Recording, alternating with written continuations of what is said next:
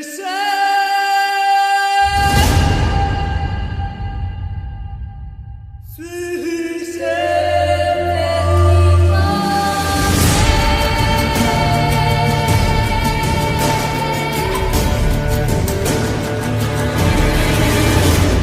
and welcome to the Critical Carnage podcast. I'm going to be hosting it. My name is Iric, and I'm here with Will and Dave. Hey there. Hey, how's it going? So this is going to be a Critical Carnage list review, and we're going to do actually a live draw on it. So, we're just going to get right into it, guys, huh? No point waiting around. Yeah, sounds good. So the way we have it set up is we put one group of players, one group of teams into Pool A, and a different group into Pool B. And the reason we did that is because we have a lot of guys from the same area that don't want to play with each other. So we think it'd be best if we just crisscross matchups and had everybody play new plays.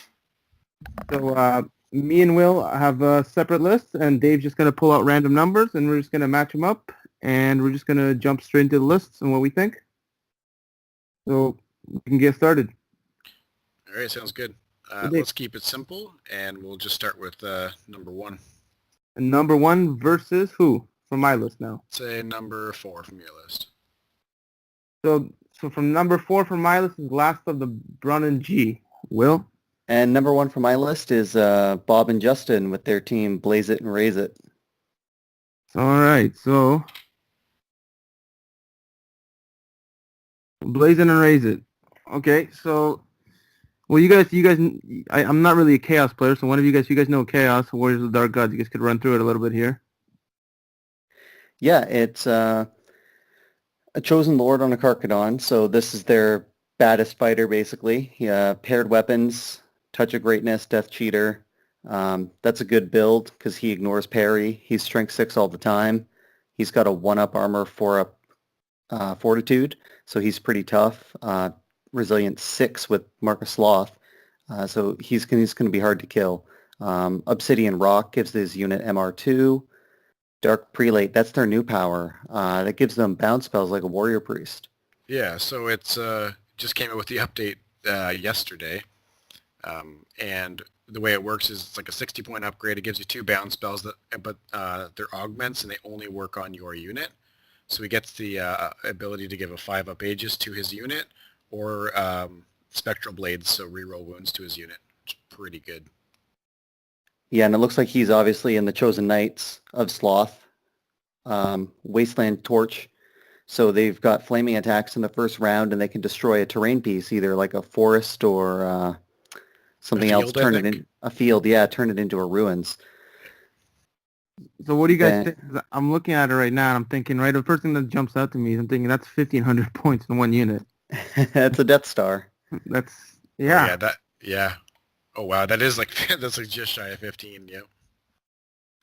But I mean, it's tough to kill, especially with their most recent update. These warriors now have the champion of the Chosen Knights has an extra wound, so he's got 4 wounds, and has an extra discipline, meaning that whole unit's going to be discipline 9, and they now reroll break tests. So even on losing, they have a really good chance of just sticking and grinding through stuff. Sloth gives them all the extra resilience, meaning that they're resilience 5, great armor save, great damage.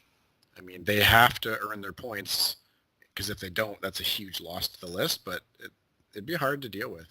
Yeah, you're looking at 20 wounds in that unit, all with at least resilience 5 and at least 2-up armor. What is the sloth? Is there a new sloth? Like, I know all of them usually come with something, right? So I know before it used to be like if they charge in the turn, they lose their toughness. Yeah, that's still the deal. It's if they move more than 10 inches. Okay. Yeah, so if they're marching, they got to stay a little slower, and if they don't want to make really long ball charges, so it makes it easier to control them on the board, but makes them harder to deal with while they're doing their thing. And their movement 7? Yeah. Okay. Well, I mean, you don't want to fight that head on, but I mean, if you can just chap it up or just throw something against it or hold it up, right? Yeah, then you can remove basically the big hammer in that army, yeah. Okay, so they got also a Warrior Chariot, and that's just, I'm guessing, a Toughness 5, Strength 5 Chariot, right? That's right. Yeah, and then, I don't know what a Chimera? Yeah, Chimera is like a really crappy monster. He's like a heavy chaff monster almost, like a 4 wound, strength resilience 5, 4+ armor. Yeah, 4 wounds. He's March 20 though, so he's really is just a chaff monster. Pretty good at being a bully though, killing archer units, war machines, stuff like that. And he's not above. He's he's cheap enough to redirect with. Yeah. All right. Well, let's look at the other side quickly. See how they, because honestly, what I think is, doesn't matter what list one side of the army has. It all matters what the other side is to complement it, right? Mm-hmm. Right. Because you can have a Death Star here, but if the other guy's also running a Death Star, that means you pretty much have 2 units, and that's all you have to fight, right? True. So looking at the other side, like I don't know if you guys play Highborn, and any of you guys play Highborn or no? Pretty familiar with it. Okay, so I'm pretty familiar to it, so we can all jump in here. So for me, I mean, the Mage Master Pyromancy, it's pretty standard. I don't see anything, it's pretty cheap, 375, right? So nothing complicated there. 220 Citizen Spears, I mean, Elf Citizen Spears, I think they're point for point one of the better units. Yeah, I mean, absolutely. They're so cheap, just with the base 20. Base 20, you got 240 points, and that's 20 strength, 3 AP, 2 attacks, right? Yeah, they're good. And fighting an extra rank and high agility. They're good. I mean, for 240 points, I don't know what wins. If you just took point for point there, I don't think anything can beat them for that point value. It'd be hard to find, especially in core. Especially in core, right? Yeah. And then you got 5 Elven Reavers, which is great chaff, fast cav, right? Good redirectors. You got 1 Eagle, does the same thing, another chaff piece. And then 23 Sword Masters with Standard Bearer, Banner of Becoming. I mean, for me, I'm not a big fan of Sword Masters. I think High Elves have better. I think Lion Guard and the Flame Wardens do a little bit more. They're a little bit more like they're more specific. But I find Sword Masters kind of, they either beat somebody really bad, or they lose really bad. Just because if you magic them or you shoot them off quickly, then they're pretty squishy. But yeah, I'm inclined to agree with you that happens a lot. Now, when you pair them up with the Warriors of the Dark Gods, though, that high-powered shooting that you'd want to be killing Swordmasters with, you kind of want to point it at the Warriors, so maybe they become a less desirable target? I don't know. Yeah, probably more specified, right? I mean, if you got a catapult, it's going to the Swordmasters. If you got cannon, for example, it's going to the Chosen, right? It matters what you bring. But still, yeah, I mean, 23, again, head-on clash, not many things beat them, right? Even though they're not a Death Star, it's still pretty tough to beat. Yeah, they trade really well. And then it's interesting because you're left with, sorry, just to cut you off. Yeah, go ahead. You're left with some hard choices because, do you focus your shooting to weaken those Swordmasters? You can. I mean, if you have good shooting and magic, you could decimate them. But if you do that, you're not dealing with those Chosen Knights. And I think that either one having to fight it head-on at nearly full strength will really wreck stuff. Yeah. And both of them are pretty effective even if they're half strength. So if you cut Swordmasters down to 12, they'll still hurt a lot. And if you cut Chosen Knights down to 2 or 3 with the character, it'll still kill stuff. So I think you're left with hard choices. Yeah, I agree. I mean, at this part, you're probably looking up to match up as best you can with one unit and just tie up the other one. I mean, that's probably your best guess here. Yep. And then 10 Queen's Guard. I mean, I love Queen's Guard. I mean, they're actually, I'm playing Sylvan Elves in this thing, and I still think Queen's Guard are probably the best shooting in the game. Yeah, I would agree with you. I think they probably are. Maybe Giselles, but they're different, right? Yeah, it's a little different with Giselle. I'm talking like just 300 points, and those 10 shots do damage. They take off everything. Yeah. 30 inches, I mean. So, not surprising to see him here. And 5 Grey Watchers, I mean, I love Grey Watchers. People don't use them that often, but I think with the combination of the Chosen Knights and his hard hitting, I mean, it's pretty good, right? It's pretty good combination. Yeah, that debuff that they can put out is potentially really game altering. You poise your unit to charge something that that you want to wipe out, and he says, well, you have -1 to hit, you still want to charge? And the answer that quickly becomes no. Like, you just can't make charges into Warriors and Chosen Knights and Swordmasters with a -1. Okay, so if you look at both the armies, what would you guys say is the weakness in this list and strength?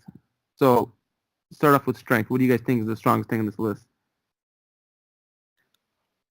Hardest hitting thing in the list is definitely the Chosen Knights, and I mean it's got some varied threats, and I think it scores well too. And the Wizard Master is nice and cheap, so they're still bringing 4 Pyromancy spells. I think it can clear chaff pretty well too. The Queen's Guard, the Pyromaster, and the Sky Sloop. I think it's got a lot of strengths. Yeah, no, it's definitely a good combat army, and it's like it's got chaff, it's got shooting. I mean, maybe not a lot of shooting. I mean, it's just got 15 bows really on the Sky Sloop, right? So it's not heavy on shooting. It's more close, like more get in your face and come at me, bro. You know, that's really what it is. But weaknesses, I mean, as far as weakness in this list, I don't see much. I don't see much where you look at a list and be like, oh, that's where I can take advantage of it, right? I think it might have a hard time dealing with monsters. If there's more than one monster or flying monsters like a dragon, something like that, it could struggle because it doesn't have the ability to really pin something in place. But it can still plink away at them. Yeah, I mean, I guess in that situation against monster, you just send your lord out by himself, right? Yeah. Try to corner something, because that lord can take out a monster by himself. Yeah, definitely can. Okay, so we like this list. Let's see. So last of the brunnen G. See what we can. There it is. Okay. One of you guys want to start?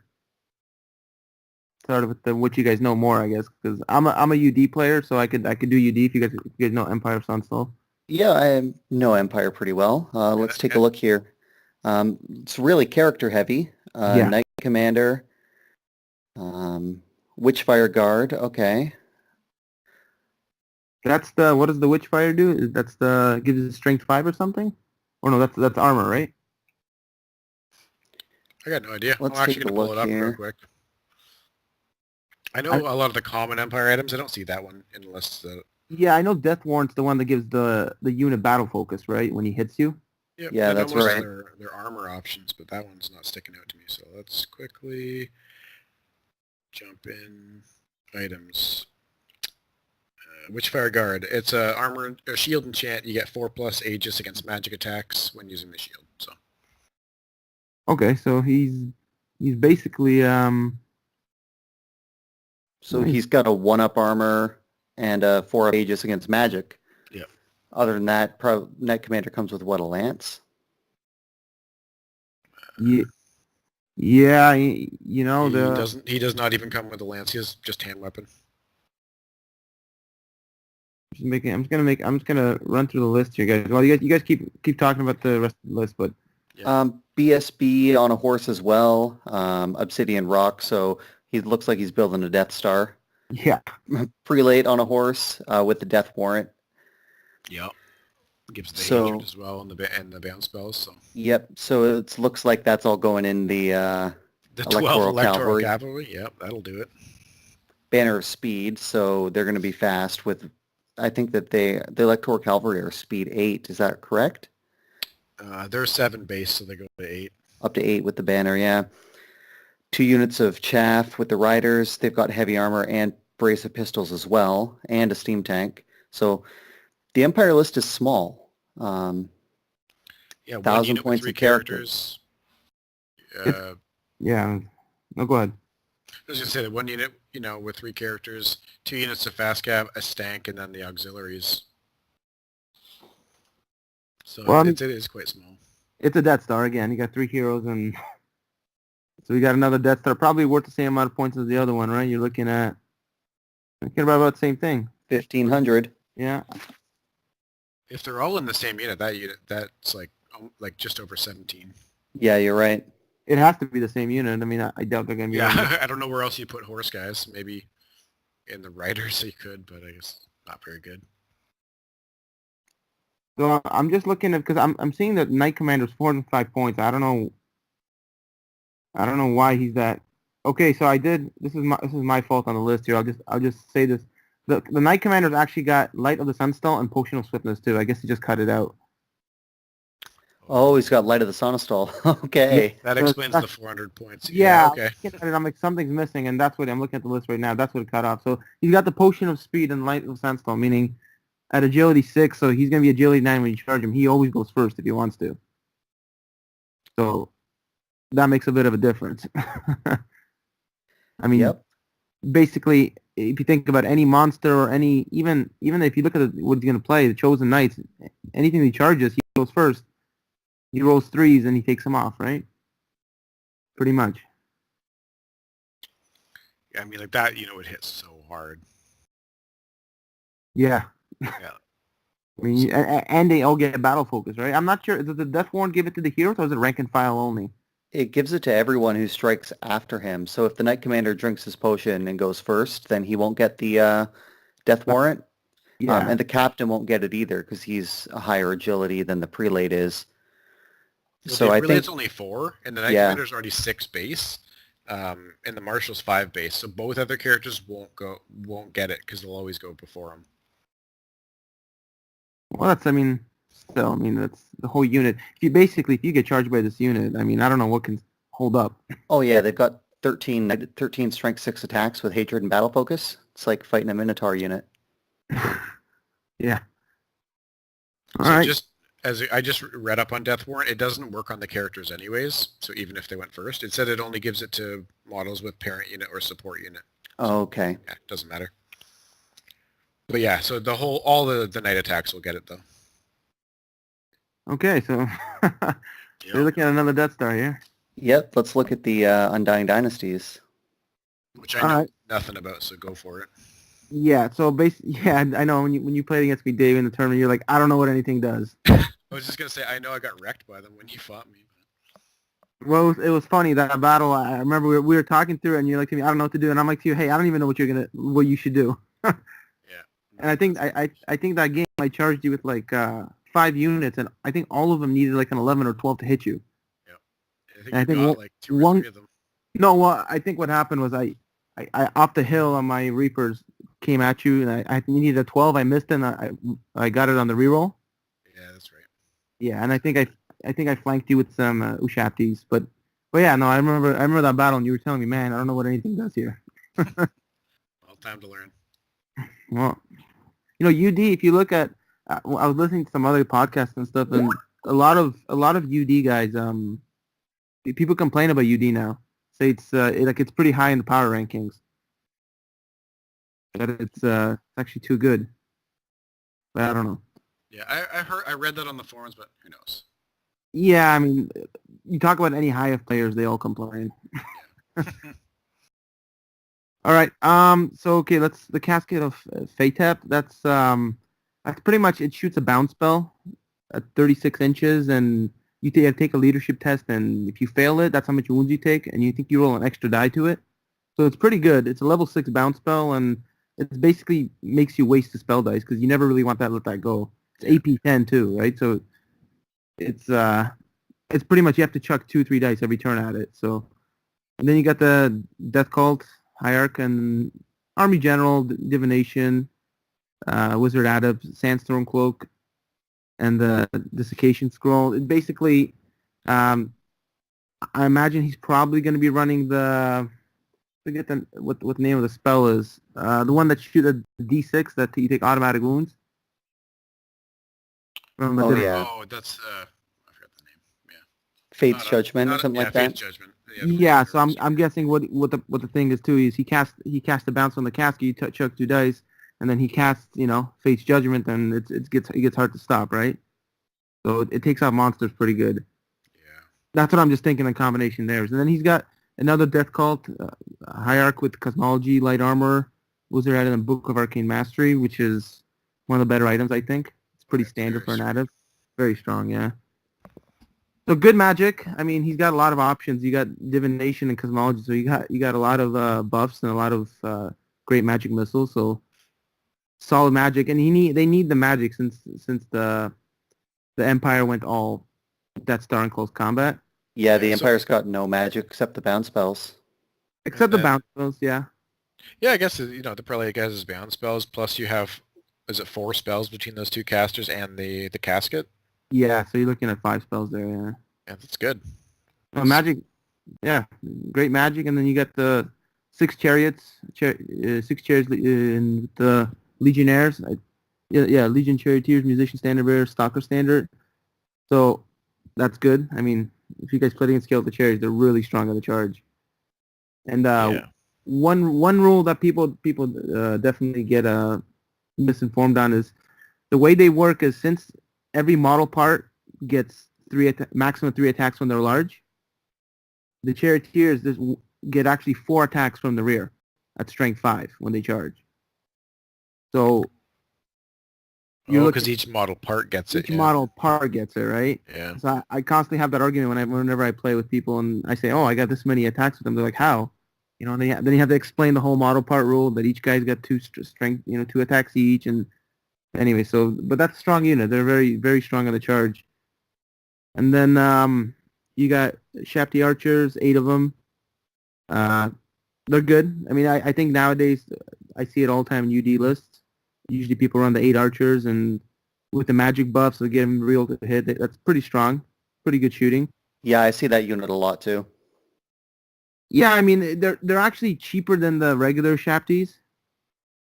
So you basically pick 8 of them, and you get 8 bows, strength 5. That always hit on 5s, pretty much regardless. Seems solid. Yeah. And then a Colossus with the giant aspen bows. So another 5 up, bow thrower that always hits. Not bad. Comes in handy. So overall, I'm a UD player and I like the UD list. I think it pretty much does everything. It's fast. It's got good shooting. It's got good magic, and I think it complements the Empire list pretty well. Yeah, I think it does complement it well. Now, where are those characters going? Yeah. So the first thing when I look through this list, I'm like, where are these characters going? The Sandstorm Cloak, what it does, it allows your general to fly 15 inches. He can make it. He basically flies 15 inches, but that's the thing. These characters aren't going anywhere. Can't put them in. Oh yeah, you can't put them in. I was thinking archers, but those are Shabtis, yeah, so they don't even go there. So I guess those characters are hiding behind a hill. Yeah, solo characters is potentially fine, but potentially really risky. That sounds scary against that high elf army with the pyromancy and the sky sloop and the Queen's Guard. Yeah. Well, I mean, especially that. I mean, you can't put them in the Shafties, right? You can't put them in that unit. It's just they still stick out. You can still shoot at them, right? Yeah. I think what it does, it randomizes. Right? So they only take 1 hit. So if they get shot by archers, they only take 1 hit. Is that right? Yeah. Well, you can apply 1 hit to it, and then each other model has to take a hit before he does again. Yeah. So technically, you can kind of hide it like that, right? Kind of. Yeah. But you can always get him with the first hit.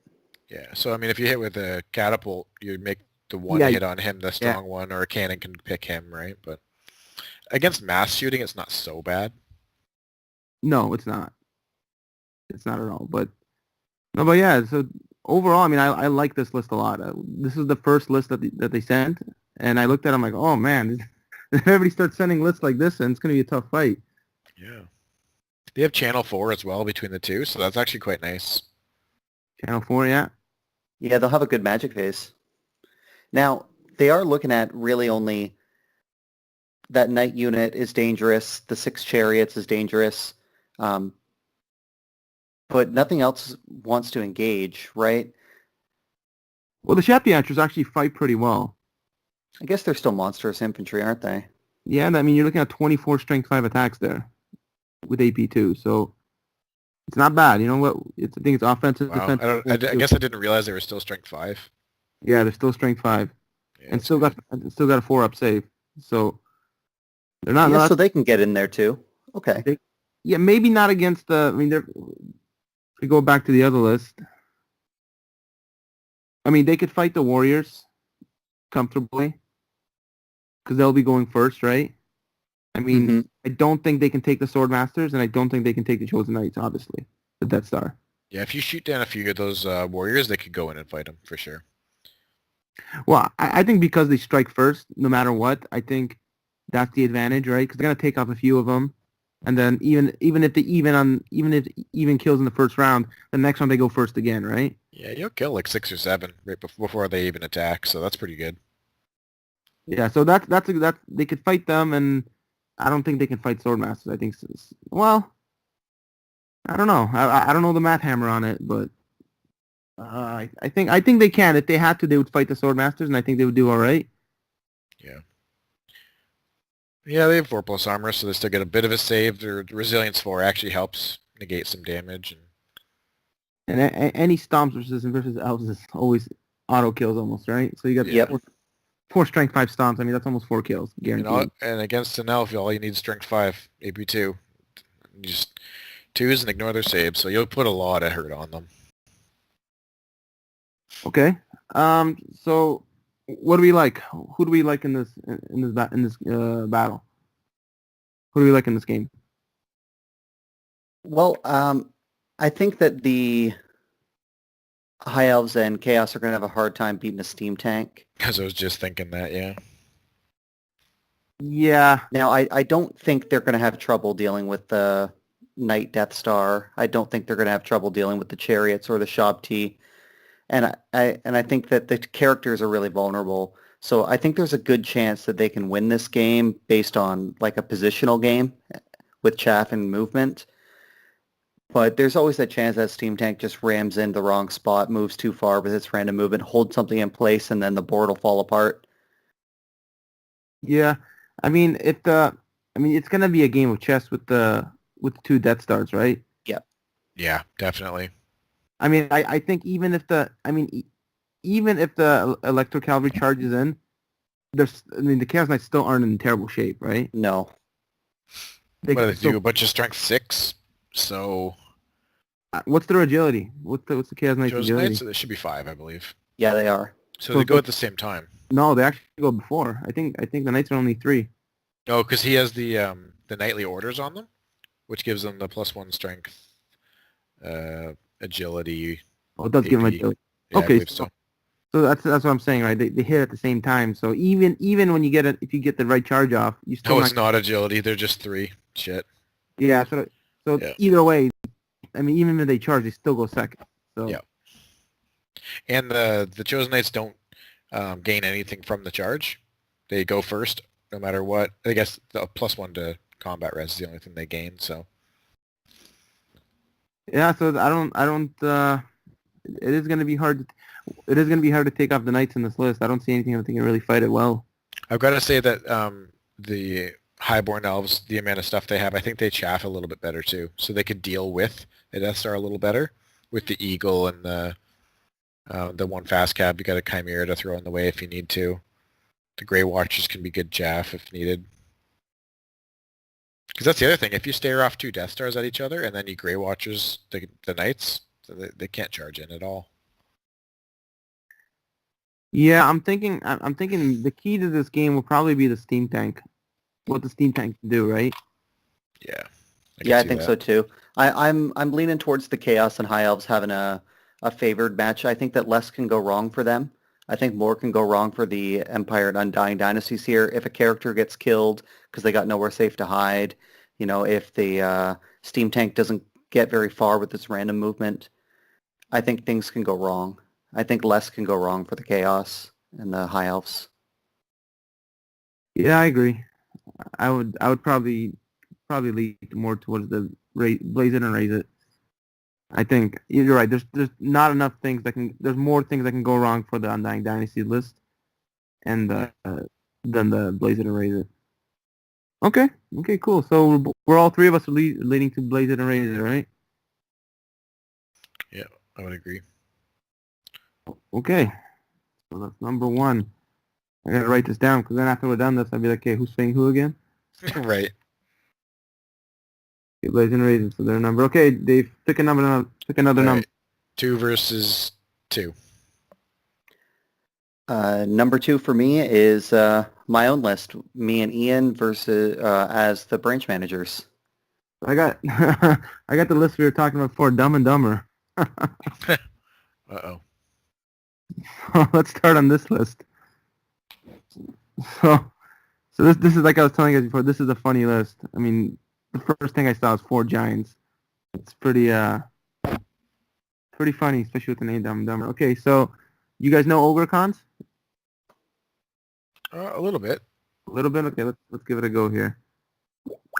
So we got Great Khan, General, Heavy Armor, Iron Fist. I think Iron Fist gives them +1 armor, right? Yeah. +1 attack. I think that's what it is. And then we got the Mercenary Veterans, which are pretty much they pretty much have similar stat line to Minotaurs, if I remember correctly. I think they're 4. I think they're more. I think they're 4 attacks each. And they got Poison, Accurate, Abrasive Pistols, and Musician. So I've heard really good things about them. I really don't know them that well. So yeah, they got an ability where they choose what kind of bonuses they get, but they have to choose it before in the list, right? They can't tailor it to other lists. Okay, Poison, Accurate. So that works on their guns then. It does work on. Yeah. So I'm just pulling it up now because I was looking at it earlier, and it's actually pretty good. I mean, 6 ogres shooting. Yeah. So Abrasive Ogre Pistols is just a 2-shot quick to fire like handgun. So it's 24-inch range, 2 shots, strength 4, AP2, quick to fire, counts as paired weapons in combat. That's pretty good with Accurate.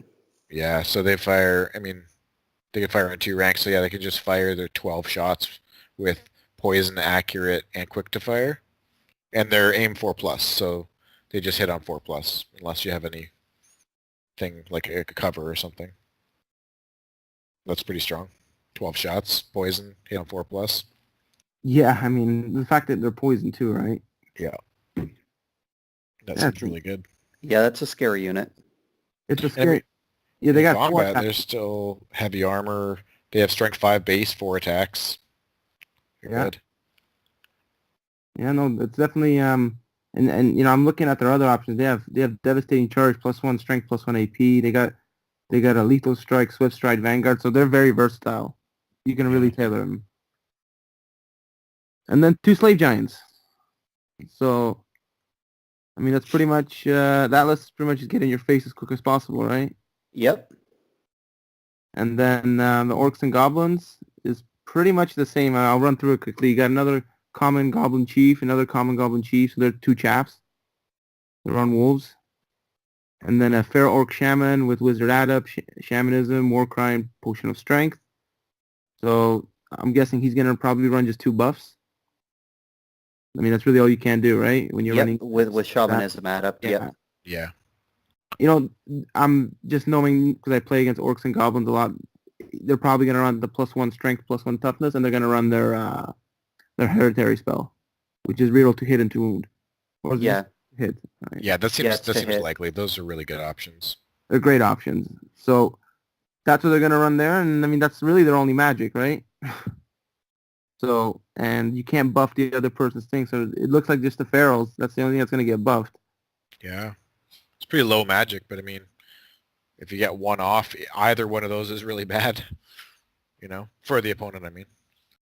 You're Yeah. like, oh, my Ed Bashers reroll their, you know, or the +1 strength or toughness. So huge. You can win a fight with that, no problem.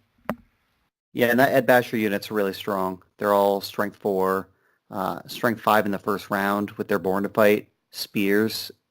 Green Tide gives them fighting an extra rank if they have more ranks, right? Yep. So. And they have the battle focus, right? They have battle focus. Yeah. No, it's I play against that unit every other week, and it's always a tough nut to crack. Never easy. and their agility 4, so they hit either simultaneous or before most things beside elves. So yeah, that's a good unit. Yeah, and you know you got the 2 buffs on it, one of them gets off. So even the Feral Orc Shaman's pretty good. I think Yeah, because you know if he casts a spell, then you can only wound him on a 5 because of the shamanism attribute. So he's going to be hard to kill too. He's got a 5-up save, right? So it's definitely gonna be a tough unit to crack. And then you got 2 Gnasher Herds of 15, basically super chaff. I always think they're just super chaff. I've never seen them on the table, but like a buddy of ours is getting into Orcs and Goblins, and they just on paper sound really strong. I fought them a couple of times. They're really squishy with their resilience 3 and no save, but they hit so hard. Strength 5, 2 attacks apiece. They're not afraid to jump in the way of stuff and be chaff, and they do a lot of damage on the way down. And if they break, they're all destroyed. Okay. And they do hits to things nearby. Yeah, I think it's for every rank or something. For every full rank, they have to do a strength 5 hit. I think it's that before they die.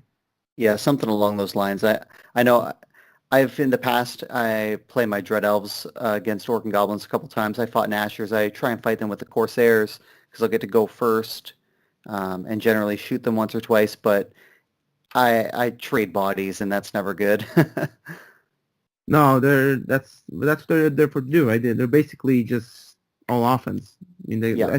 they're agility 4, so they're pretty quick, and 2 attack strength 5. He lines them up on these in 6 or 5 wide. I don't know how they're gonna do it, but I mean, you're looking at almost 20 attacks. Strength 5. So yeah, they hurt. They hurt if they hit you. And then the Nasher Wrecking Team. I mean, I think it's the one that just That's yeah. like the single model that moves around like a fanatic. Yeah, it's like a big fanatic, basically. Yeah. Okay, and he's got 2 more giants. Yeah, so you're actually going to play this list, so what do you think? Well, Looking at this. it looks tough. The 4 giants is the real head scratcher. Yeah. Like, the giants are so weird to fight because you obviously want to kill them, but they're more dangerous the more hurt they are. So you really want to focus fire, kill one, kill one, kill one. But that's not realistic on a table all the time, so you end up with a bunch of wounded giants who are really, like, at peak efficiency. Yeah, they're really dangerous. Yeah, so I mean, you got 4. The first turn they're going to be pushing up as much as they can, right? Yeah. So the slave giants will get a different rule based on what army they're in. The ones for the ogre cons will have D3 impact hits, and the ones for the orcs and goblins have the born to fight, so they'll have the extra strength and the AP all the time, most of the time, when it matters. So. yeah, that's it doesn't sound fun. No, those are both good abilities. And let's go to branch managers. All right, well, let's take us through your list. What are you thinking here? All right, so I've got a Wizard Master is the general with Cult Yema and Cosmology. Wandering Familiar lets her extend the range of the spells and keep her safe. If you have to jump into combat, she can kind of bail out and hide and use the Wandering Familiar to get line of sight. So that's a really good item. Cosmology is generally a pretty all-purpose lore, so that it can interact with the opponent with debuffs or with myself for buffs. It's got a good missile. It just general purpose because, if it's a 2 versus 2, we're going to run into a lot of different armies. For core, I've got the 25 Spearmen and the 10 Corsairs. They've got paired weapons and hand bows. Now, because the general's Cult Yema and there's no other cult armies or cult units, the core units both get Cult Yema as well. This gives them advance 6 instead of 5 and gives them Strider. Okay, yeah, that comes in handy. Pretty good. Yeah, especially paired with the Sylvan Elves, because the Sylvan Elves make all the forests into dangerous terrain. So now the infantry, my own infantry, doesn't have to test in the forests. Yeah, I think the forest though is all friendly, is it not? No, No. It just says all units treated as dangerous terrain. The difference is that all the Sylvan Elf stuff has Forest Strider, so they don't care. Yeah, you're right. So unfortunately, it does actually make it dangerous for his partner. Okay. Good. to know. The 6 Dread Knights with the Command Group and Banner of Blood, that gives them +1 attack on the charge. So they're throwing 13 Strength 6 attacks with +1 to hit and re-roll their 1s to wound. So they're super dangerous on the charge. They hit really, really hard, especially for their points cost. Yeah, every time I do see a list, Dark Elves list, I always see the Banner of Blood on them. It's almost like an auto-include, right? It is. It feels like they really need that extra attack because they get in there and it deals just crazy damage. Their 12 attacks generally convert into 10 kills. You know, they're hitting on 2s, winning on 2s, reroll on their 1s. Yeah, It's pretty good. and they're T4, right? All of them are tough. That's right. So that's, I mean, it's probably one of the only infantry, well, the only unit you got besides monsters that's T4. That's right. So for elves, that's always a nice little bonus. Okay, you got a Raptor Chariot, so just another Chariot. Yep, keeping it simple. Chariot as a support piece. A Hydra, because I figure a Hydra is going to be hard to deal with in this low points cost. It's got the fortitude and the armor. It's pretty tough. And it's really good at killing enemy infantry, which, you know, if there's a big enemy infantry unit, we're kind of struggle against that, except for the Hydra. Then I brought a pair of bolt throwers as support shooting. Yeah, bolt throwers, I hate bolt throwers. I always hate playing against bolt throwers. They're just usually so reliable, right? Yeah, that's the thing. They're always accurate. They always will do something. They're never going to be a dead piece. They can control an area of the board pretty well. They can always affect whatever they end up having to shoot at. No, I mean, it looks solid from where I'm sitting. Besides, well, no, it does everything, right? Your list has everything. It's got a nice block. It's pretty fast. It's got a few monsters, decent shooting. So good pretty scoring, decently Not fast. a lot of chaff. I had to sacrifice the chaff. Yeah. That's true. Maybe the Corsairs. Oh yeah, they're not above jumping in front of something and being thrown away. Yeah, for 240 points, that's about a nice chaff range of points. Okay, so the Sylvan Elves, Avatar of Nature, I love them. I think Leadership 9, 18-inch bubble is great. Yeah, and he hits so hard with his strength of 7.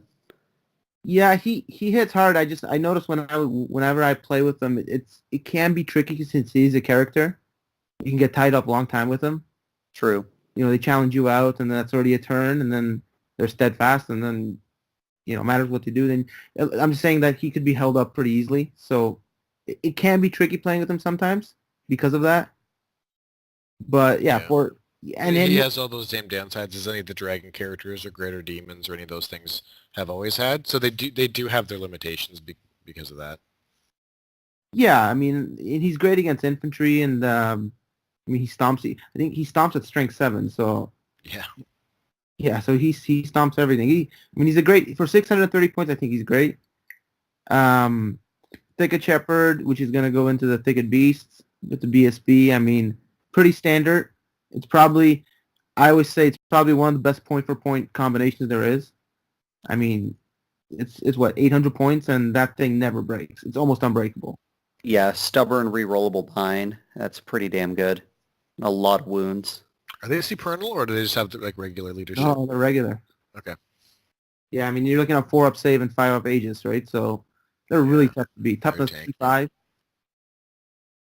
So then that's a good block there. And then you got 10 archers, 21 dryads, 1 force eagle for chaff, and 7 pathfinders. So definitely the Sylvan Elves list is solid. Like, it's built around blocks.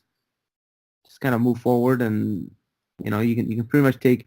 I'm guessing well, it's your list, your guys' list, but I'm guessing the point is to pretty much push, right? I mean, yeah, we can be a push army really effectively. That's kind of plan A. But the plan B is that we have pretty good pull with 2 bolt throwers, 10 archers, the pathfinders, and the hand bows, and then a wizard master. So if we need to set up and make the enemy come to us, we can do it. We have the tools to reposition like that.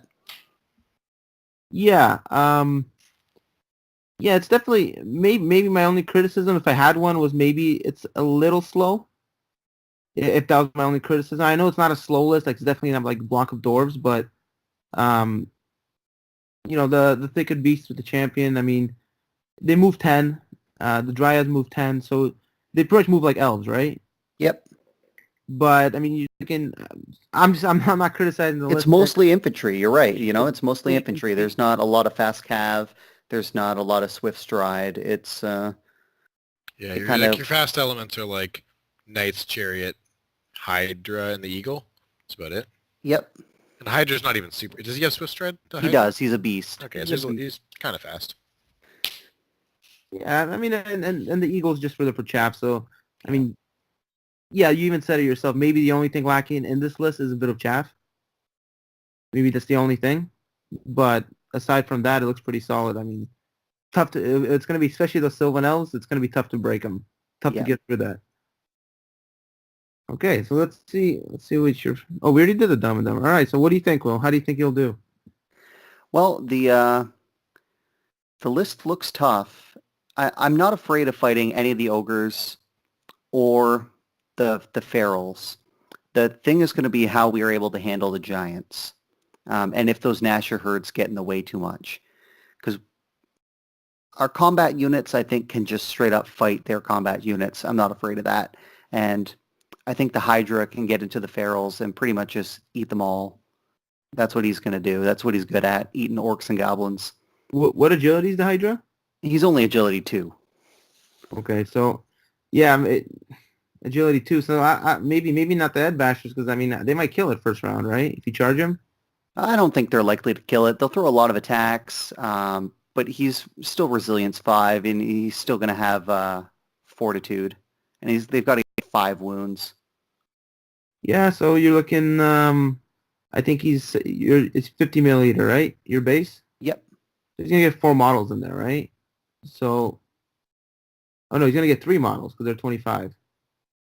No, he should get 4 if I go corner to corner. You Yeah. get 4. Front 3 guys have 3 attacks each, right? 2 attacks. 2 attacks? Don't they have paired weapons? No, spears. You get the spears. Oh, I see. Yeah, so 2 attacks and then you get. Oh no, they actually have 1 attack. Ed Bashers only Feral Orcs only come with 1 attack. Okay, yeah, shows what I know about orcs. So you're looking at what, 12 attacks? 16 with the Green Tide banner. Right. Yeah. So 16, you're gonna hit him on. Are you defensive 4? Defense 5. Or 4. So yeah, hit him on 4s, you get 6. Win him on 4s, you get 3. He's got battle focus though, so. Oh yeah, so he hits a little bit more, so more like 8. Well, 16 attack. He's got 16 on you, right? So he's looking at 8 hits plus battle focus, so 10, 12 wounds, 6 wounds, save. He's gonna probably put up around 3 wounds on you, something like that. And then that sounds about right. And then, the Hydra does his breath weapon, his stomp, and his 7 attacks, and I'll thin him out. Oh, definitely. Yeah, it's definitely. If I were you, I'd definitely aim to put the Hydra on the Pharaohs. I wouldn't be afraid of it. Yeah, that's the goal there. The Thicket Beasts, they can get up and fight with the ogres. Not too afraid of that. Again, I think it's all going to come down to how we handle the giants. They've got some okay chaff with the Gnashers and the 2 Goblin Chiefs. Now, the Chiefs are really vulnerable to the Bolt Throwers, so I think the Bolt Throwers might be able to peel them off pretty quick and not have to worry about them. But then, I'm not shooting giants. That's the thing. That's true. Yeah. Yeah, so, it's like, I think anybody fighting against this list is going to ask the same question. What do I do about the giants? How do I deal with them? What's my plan, right? Mm-hmm. Because if you look at it, like, we just talked about the Pharaohs, but I don't even know how your Hydra would do against a Slave Giant. Especially if they're strength 6. Yeah, I don't think he really wants to fight a giant. I mean, he'll fight it, and he'll do okay. Kill, but then he'll be, like, down to the last wound or 2, and exactly. At that point, it's just, like, protecting your points. Yeah, I think full strength to full strength, you'll probably beat one, but you'll be really close to dead. And, we can get the Avatar of Nature in there because he could probably kill a giant. Maybe 2. Maybe he can take 2 giants down. That'd be a trade I'd be willing to make. Yeah, I mean, you're hitting them on 3s. He's got 6 attacks, right? So 4 hits, probably 4 wounds. And then... What's his offensive skill? 6. Oh, he's not 7, eh? Because I was going to say he might almost hit it on 2s. Yeah, so you got 6 attacks, going to hit 4, and then probably wound all 4. Yeah. And the Giant's going to strike back with... No, he's got 6 base? 5 base, then plus his wounds lost. So roughly 9 to 10 attacks, hit 5, strength 6, 2, 3 wounds. He can probably take off 2 giants, I would say, if it was just a one-on-one. Yeah, and I think that's how the magic develops is going to be important to this matchup too. They've got a pretty low magic army with just a wizard adept. I do have a master, so I think that I might be able to overpower them in the magic phase. Yeah, An important buff or debuff from cosmology at the right time can probably swing a combat and then or allow me to at least get out of a combat to go deal with a giant faster. It's all going to be about those giants, man. If they play them really well, that's going to be hard. But if they're positioning, if they make a mistake and a bad overrun or a bad failed charge, then the giants become more vulnerable. And I think the double elf army is good at capitalizing on a positional mistake by the opponent. yeah. I think you definitely. I mean, you can't forget the nine tribesmen too. With the, I'm probably guessing both the heroes are gonna go in there. Yeah, I think so. Yeah, the mercenaries aren't gonna. They don't need help. So No. I mean, that's a pretty scary unit too. I mean, that's 11 models. That's a lot of wounds. That's You know, true. and they can break steadfast too. So I mean, you're looking at 3 ranks there probably, right? So maybe the tribesmen we forget about them. But that might be a hard unit to beat. I mean, Yeah. they got a lot of tough stuff, right? A lot of stuff you got to figure out. You probably do the math on it and figure out how you do on it. Mm-hmm. Because there's a lot of heavy hitting armies. This is basically a Dumb and Dumber army. They're just gonna push up and hope for the best.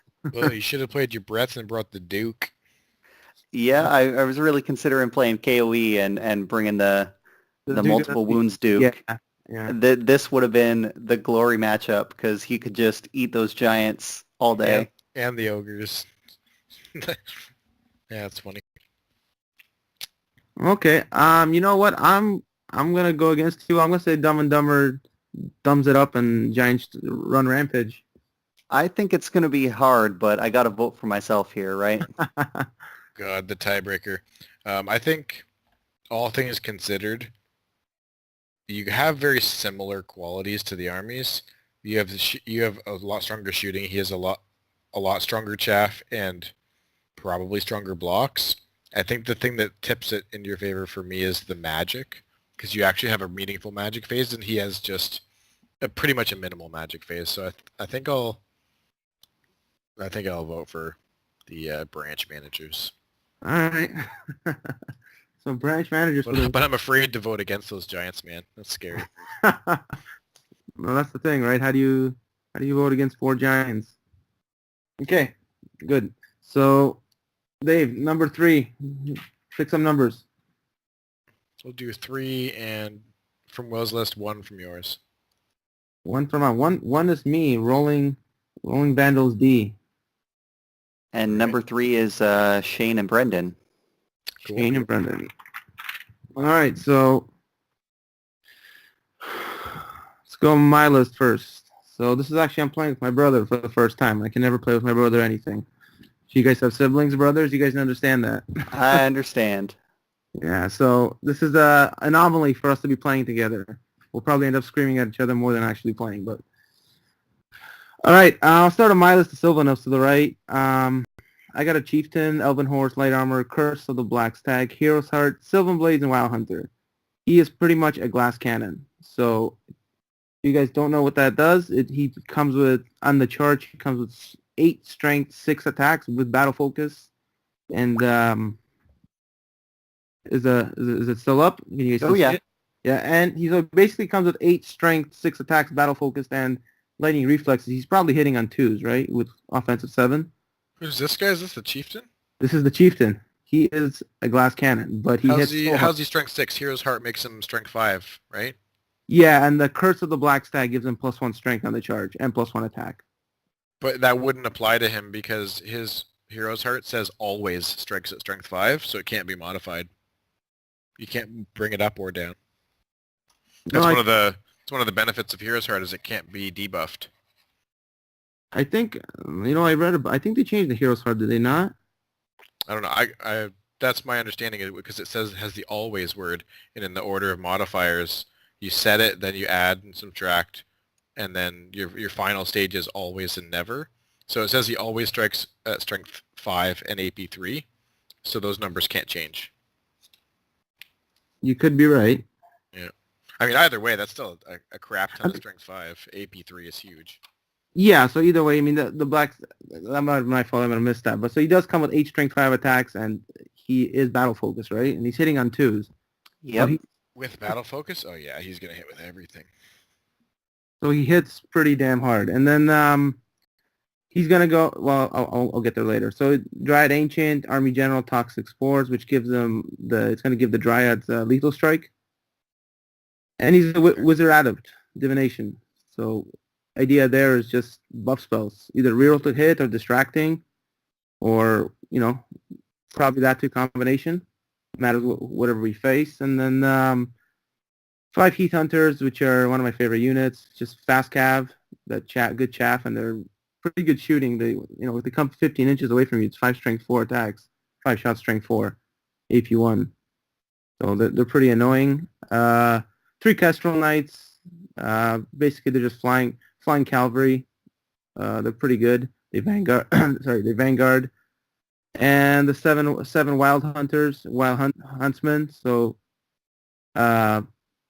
basically, they're that's if they all hit you, I think that's 21 strength 5 attacks with lightning reflex. So they'll be probably hitting on 2s, and with the flaming banner. That's a scary unit. Oh yeah. The idea there was, before I go on the other Dwarven units, that unit basically it's pretty glass cannony. Like they don't have much armor. They're just 4 up and a 6/5 Aegis. So they're easy to shoot off, but I brought the Brer Maidens, so basically they're just gonna stand in front of them and say, "Shoot me," because they fit perfectly behind them, right? So, and Brer Maidens, they're cheap and they come with 4 up Aegis, so very a lot of people. I go on the forums, the Sylvanel forums, and a lot of people, they're never used in any army lists, or people usually complain they're overexpensive and there's better choices, but ever since I started playing with them, like in 4,500 point battles and everything, I love this unit. They're just so flexible. I mean, 18 inches, they're poison. I did the math on it. They can actually kill a giant in 1 turn. So, oh yeah, I love them. The Dread Elves have a similar unit with the Acolytes, and they're almost the same.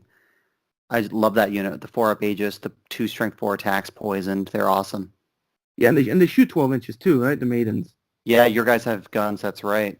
So the idea is, if you face any monsters, they come up. They don't charge the monster. They come up, 6 inches from them. They shoot you. You charge them. They stand and shoot. It's all poison, and then you attack them, and they have poison attacks again, right? And they're probably going first. And they're 4 up Aegis. Yeah, they're really comparable to the Acolytes. I'm just reading the entry. They're even a Wizard Conclave. The only difference is the Acolytes have 2 attacks, and you have a shooting attack instead. Otherwise, they're very similar. Yeah, so the idea with this side was just kind of complement the Dwarves, which we'll move on in a second. But the idea is just be really fast, really mobile, and if needed, hit hard, right? So that was the idea there. So in the Dwarf holds, you got a Runic Smith, 2 Battle Rune, Shield, 2 Runes of Iron, Rune of Shielding. Yeah, so he's 2 up. 2 up, 5 up, right? 4 up if he's charged, yeah, that's good. So basically a tank, right? Yep. Tanking it up. And then the Thane, BSB, Grey Weapon, Hold Stone, Pistol, 2 Runes of Iron, and Rune of Steel. Not sure what Rune of Steel does. Never know the dogs. Yeah, I actually don't remember. We'll look it up, but yeah. So with Rune of Iron... Actually, no, sorry, that Runesmith has 1+ armor, right? Because plate armor, shield, then 2 runes. Yeah, so he's 1 up, 5 up. Yeah. And the Thane's going to be 2 up. And then whatever with the Hold is. Stone. Rune of Steel is... Oh, that's the reroll armor. So he's 2+ rerollable with the Hold Stone. Yeah. Yeah. Good.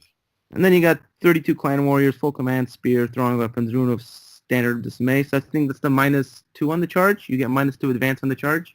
Yeah, I believe so. Yeah, so obviously the Hold Stone's going in there because spears fighting to all sides with the Hold Stone. That's just awesome. And you have -2 to charge them, so it's pretty risky to want a combi charge if a few of your pieces don't make it. Yeah, and I think I'm not sure how the Hold Stone works. If it can still turn if you're charged multiple sides, it just decides where to turn. The Hold Stone, you just activate at the start of combat, and until you move next, you count all of your flanks and your rear as just more fronts. So you can make all your supporting attacks to the side. You can use your shield wall to the side. They don't get a bonus for flanking you. You can't be disrupted. Everything's your front.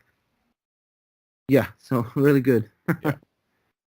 And then 21 Deepwatch Champion Standard Bearer, so it's another block. Just another anvil unit to hold stuff in place. Yeah, I mean, they're not. I mean, I play against Deepwatch a lot, and it's so hard to move this unit. And I think they're stubborn, are they not, with the general? No, they are stubborn with a character, any character. So they're just regular bodyguard.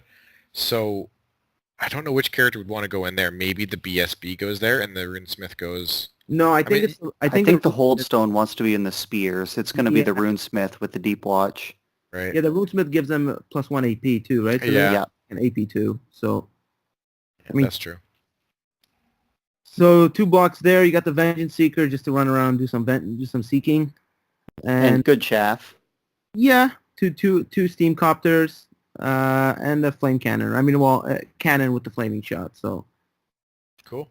Yeah, seems like a good list. Yeah, it does, and I don't see a lot of cannons in my meta, so it's kind of neat to see one.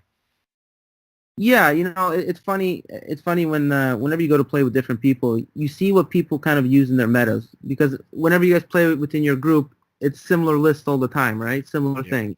And then you go outside the box a little, and then you see different things. So, yeah. So the idea in this list is basically dwarves just go up the middle, right?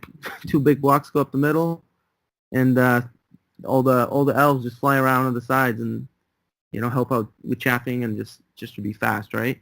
Yeah, it looks like the dwarves can catch stuff, and then the wild huntsman can hit them and break them.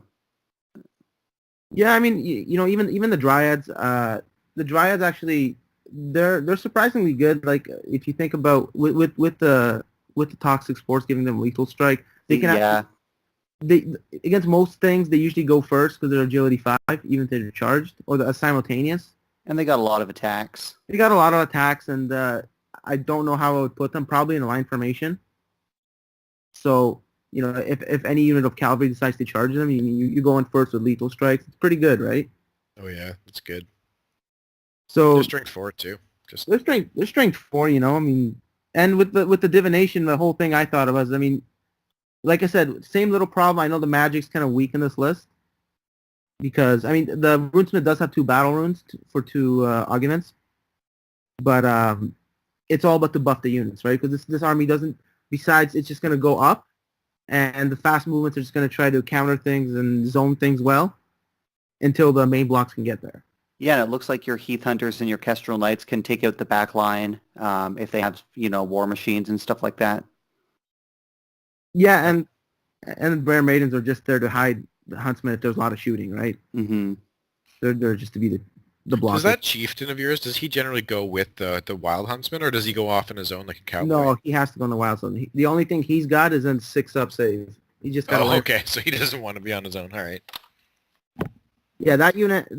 I played games. I played against one of the guys from this that's in this tournament, Danny, and he had a 30 grave guard, and I charged him with this unit, and his whole unit evaporated. Yeah, I'm not shocked. That's just a huge output of damage. And they have a flaming banner, so if they catch anything with the regen, like trolls or any monsters, most monsters have regens, right? They can just go right through it. Okay. Yeah, they're going to go through pretty much everything. Yeah. If they get there, right? I mean, if somebody knows this list, if they look at this list and that's the first thing they realize, I mean, I think if you know what you're doing against this list, it'll be much easier. If you kind of come in and just play regularly without really going in deep what things do, it's going to be a hard time. Okay, and we played Shane, right? Yeah. That's right. Sorry, guys. Shane. Okay. So you guys can go through this because Infernal Dwarves, I have no idea. All right. So Infernal Dwarf list here. He's got his Overlord, which is the Army General, Death Cheater, Onyx Core, and Willow's Ward. So he's got a 1-up armor. The Onyx Core is his super weapon that makes him strength 7, I believe. Does D3 wounds, and he rerolls failed wounds if the opponent is flammable. He doesn't have flaming attacks, though. Okay. It's a weird one. Really, really hard to kill character there, and he gives his unit hatred.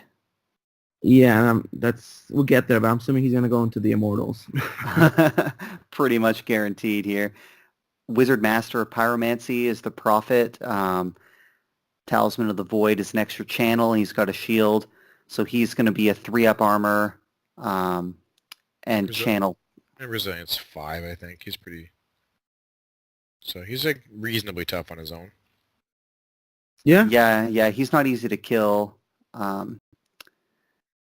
27 slave orcs with paired weapons, so that's kind of a real fighting unit. And, they're slave orcs, but they've still got Born to Fight, and they got paired weapons. So 27 orcs still isn't a joke. Then there's the 20 orcs that are basically just chaff. Yeah, just whatever they decide to do, whatever they're... It's so hilarious that 27 orcs with an upgrade is double the points of 20 orcs. Like, it's 5 points off of being double. Those 20 basic orcs for 115 is so good. It's so good, yeah. Now, they go away if there's no dwarf nearby. And the only dwarfs in this list are the immortals. So they have to be babysat. Yeah, he's got 30 hobgoblins with bows and spears, a musician. He calls them the Hobgoblin Sea Guard. They're funny. They're a pretty good unit, They're 300 points for 30 guys. It's not that bad of a cost, considering they've all got bows, they've all got spears. Yeah. They participate in all the phases, They can be a second-rate combat unit. They can shoot chaff off. They can threaten single models and stuff like that. They're not bad. And they're still hard to shift and scoring, so. Then we've got the real bad unit here. Yeah. 26 immortals. They've got infernal weapons and shields. So these guys have 3-up armor. They've got a 5-up Aegis versus flaming attacks. They've got parry. They're strength 5 AP 2 all the time because they're infernal weapons. And they've got Icon of the Inferno, which means that whenever he casts a spell, he gets to do the pyromancy attribute Blaze again. Yeah. So for every spell this pyromancy master casts, he's going to blaze for his attribute, and then he's going to blaze for the Icon of the Inferno. So every spell equals 2 more blazes. Yeah, and the blaze is 18 or 24 inches? 24. 24, so, okay, so it pretty much gets... And it's measured from the banner or from the wizard? From the banner. From the banner, okay, yeah, so it's always going to get you. Yeah, and they can pick different targets, so, he can shoot a unit, blaze one unit, blaze a different unit, so it could potentially target 3 different things. Yeah, no, it looks, it's pretty much, I'm guessing the Prophet's also going to go in that unit, right? In the Immortal? Yeah. Yeah, because it's only within 12. If the wizard has to be within 12 of the banner to trigger the effect, so... Also, where else is it going to go? Orcs or hobgoblins? Yeah, you can't really. So, it's a good unit. It's just, and I've played against Sean before in a 4,500 point game, and that unit was hard to move, but it's a lot of points in one unit, right? And it's slow. Yeah. It's real slow. It's dwarf slow. Also, I gotta say, he changed his army last minute, and I'm not sure what's up, because the Onyx Core is really good when he had Alchemy, because then he can set units on fire to use the Onyx Core. Yeah. And also, it was good when he had a BSB, and the BSB had the Flaming Banner with the Immortal, so he had Flaming Banner and Icon of the Inferno. Yeah. But now he doesn't have any way to turn on the Onyx Core other than casting Flaming Sword. Right? Am I wrong? Or on his that? hereditary spell. Oh, Haze of Magnesia, that's right. He can actually use that to make you flammable. Yeah, so he messaged me. He messaged me with the list. He sent me with Alchemy, and I think he had the Magic Heirloom. And then he messaged me again saying, "Hey, no, I want to change it to Pyromancy and Talisman of the Void." So it seems like he thought about it. Oh, okay. Yeah, so this is a slightly different list than we usually see him playing. So I don't know. Maybe he's just gone off the deep end into infernal madness. Yeah, well, it's a good list. You got three solid blocks. You got some shooting. So it's very blocky, right? It's going to push forward. There's no standing back with this army. Yeah, there's no real support elements. It's all kind of, it's just blocks. It's just blocks of dudes. Yeah, and honestly, for those who haven't fought him before, don't underestimate that Immortal, with that character. You're like, oh yeah, it's some elite dwarves with some characters. No. They will mess you up. Yeah, no, I know. It's a tough block. Yep. And Okay. he's paired up with Empire. Empire has got a Marshal, BSB, Black Steel, and Death Warrant. So he's got a 1-up armor. He causes fear. And Death Warrant, if he gets the hit, he gets battle focus for his unit, right?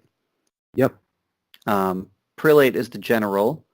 Plate armor, Imperial Seal, so he's got a 1-up armor too. He's discipline 9. Great weapon. You know, that's a good build. Yep. Heavy infantry, 35 of them with halberds. Yeah, That's a lot of dudes. Light infantry, handguns, 10 handgunners, steam tank in here. We've got the 5 riders, heavy armor, brace of pistols. That seems to be the go-to build for them. It's a good unit, you know? It's a great unit. Yeah, they're a great unit. And then he's got another big hammer, 30 Imperial Guard, full command and great weapons. And I'm assuming that's where the prelate and...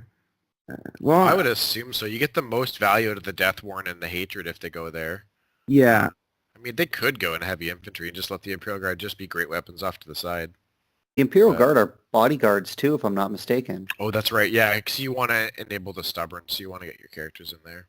You know, I think they want to hang out with the Imperial Guard, but if they get decimated, they can jump into the heavy infantry and make that unit into a frontline unit. Yeah.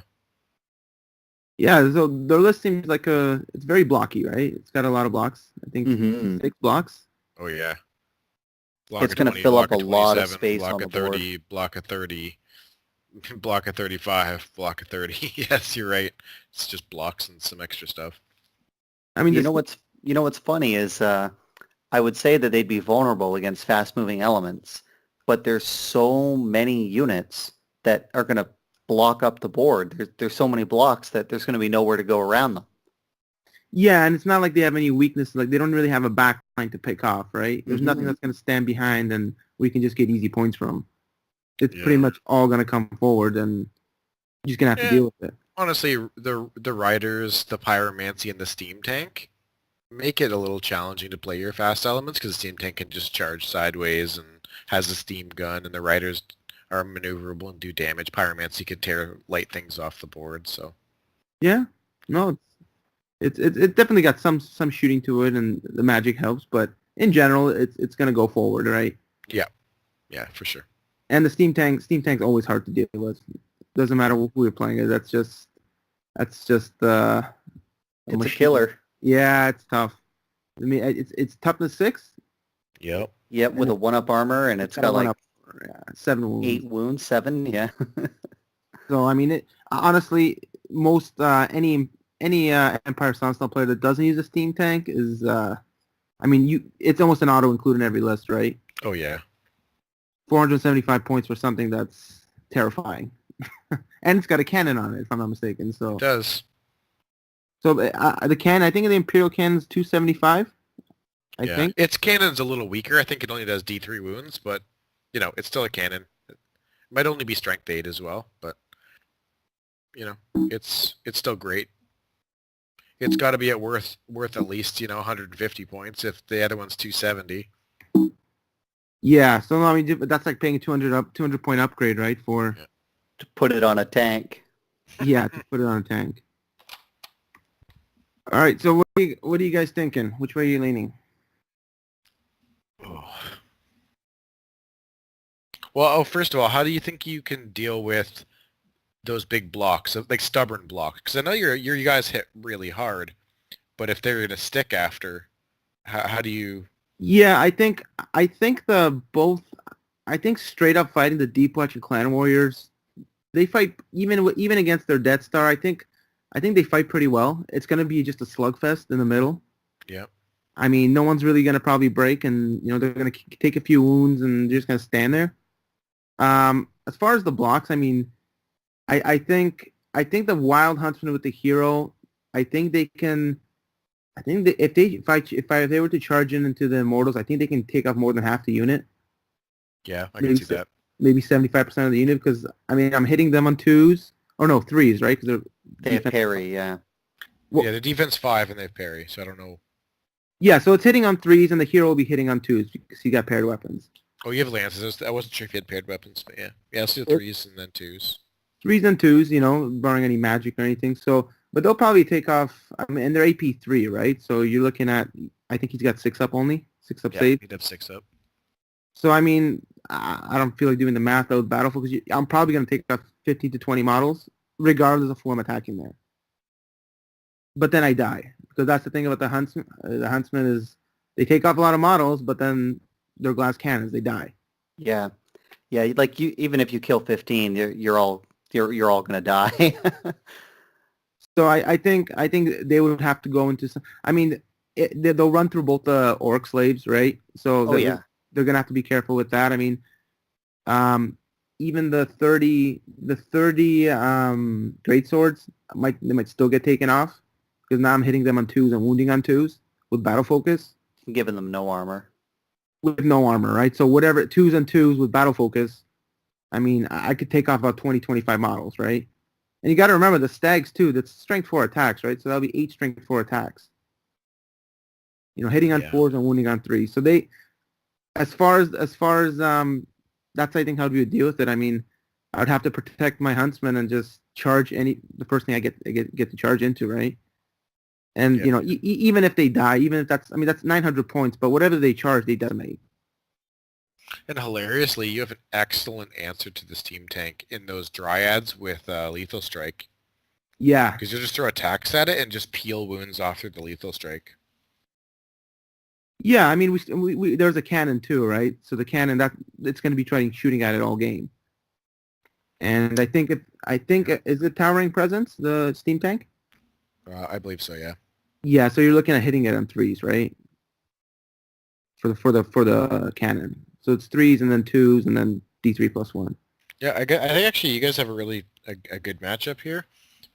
They've got the better immobile blocks to grind away, but you've got better shooting, and you have better fast elements to add punch to those combats. So in an even fight or close to even fight where it's a bit of a grind, you can just slam in and actually break stuff and do real damage.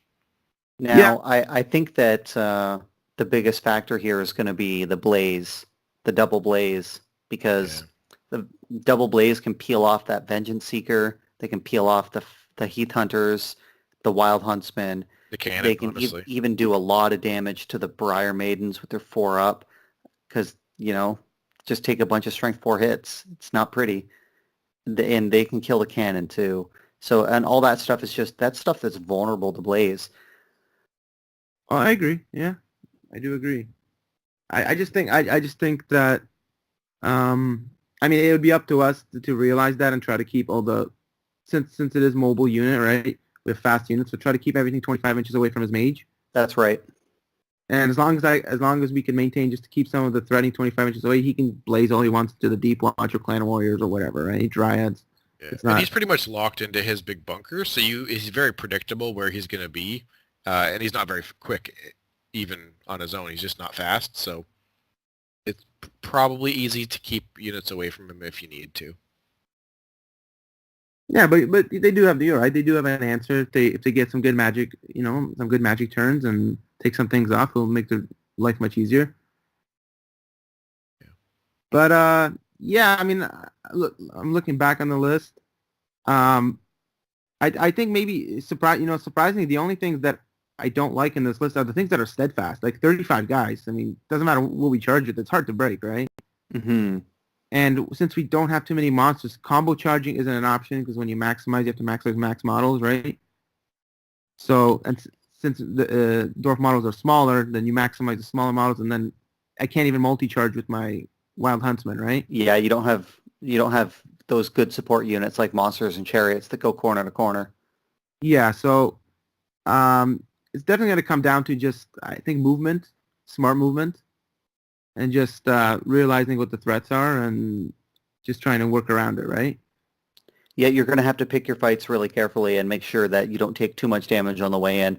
But I think that if you can pick your matchups, if you can pick those blocks that you want to engage when you want to fight them, you definitely have the tools to win because those units aren't unbeatable. They're all good. None of them are insanely Death Star level.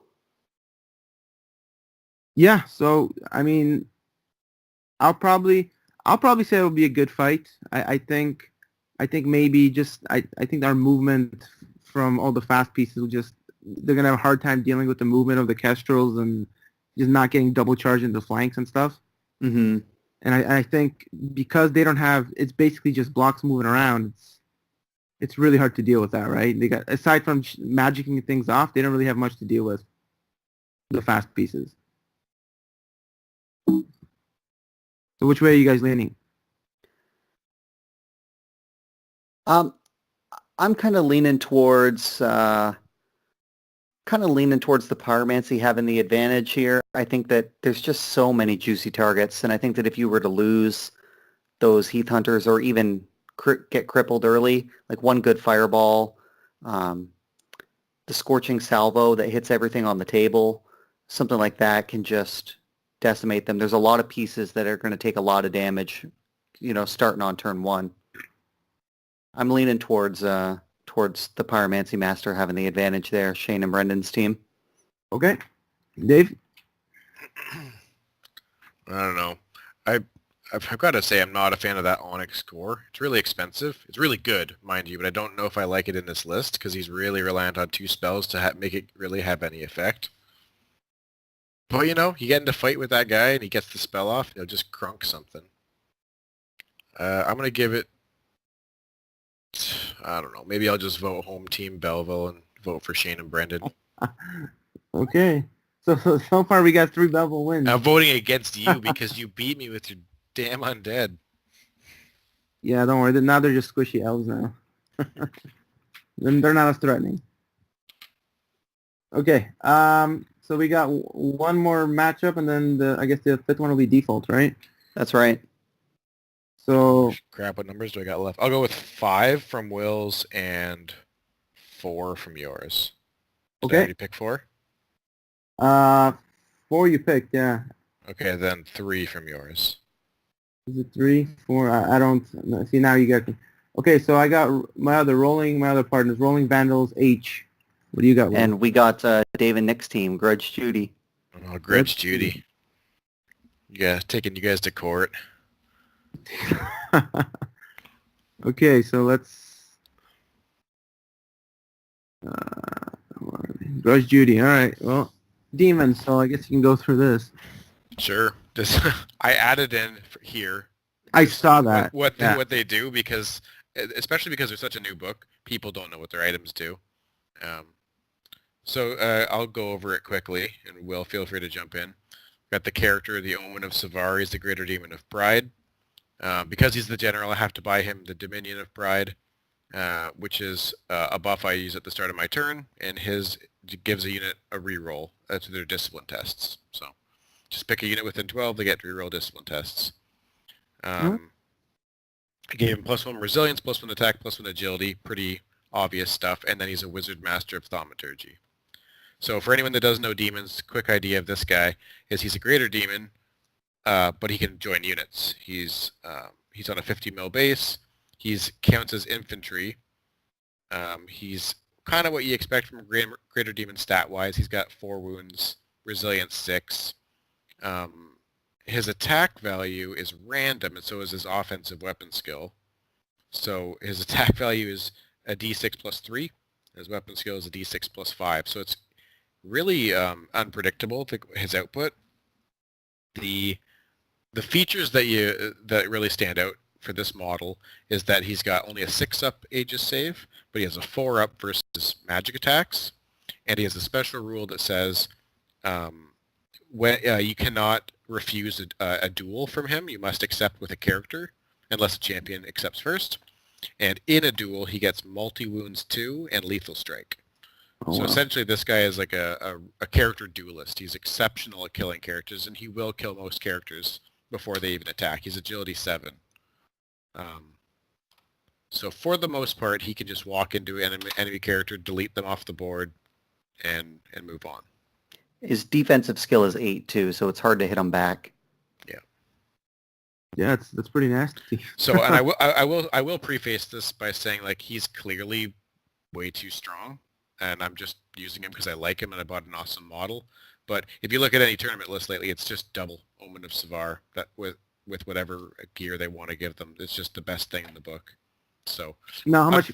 I didn't write down the point value. How much points did he total up to? he's 805 with everything, but a lot of that's Wizard Master.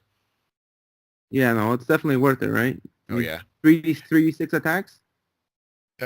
He's 3 plus d6, so his average attacks is like 6.5 attacks. He's strength 6, AP 3.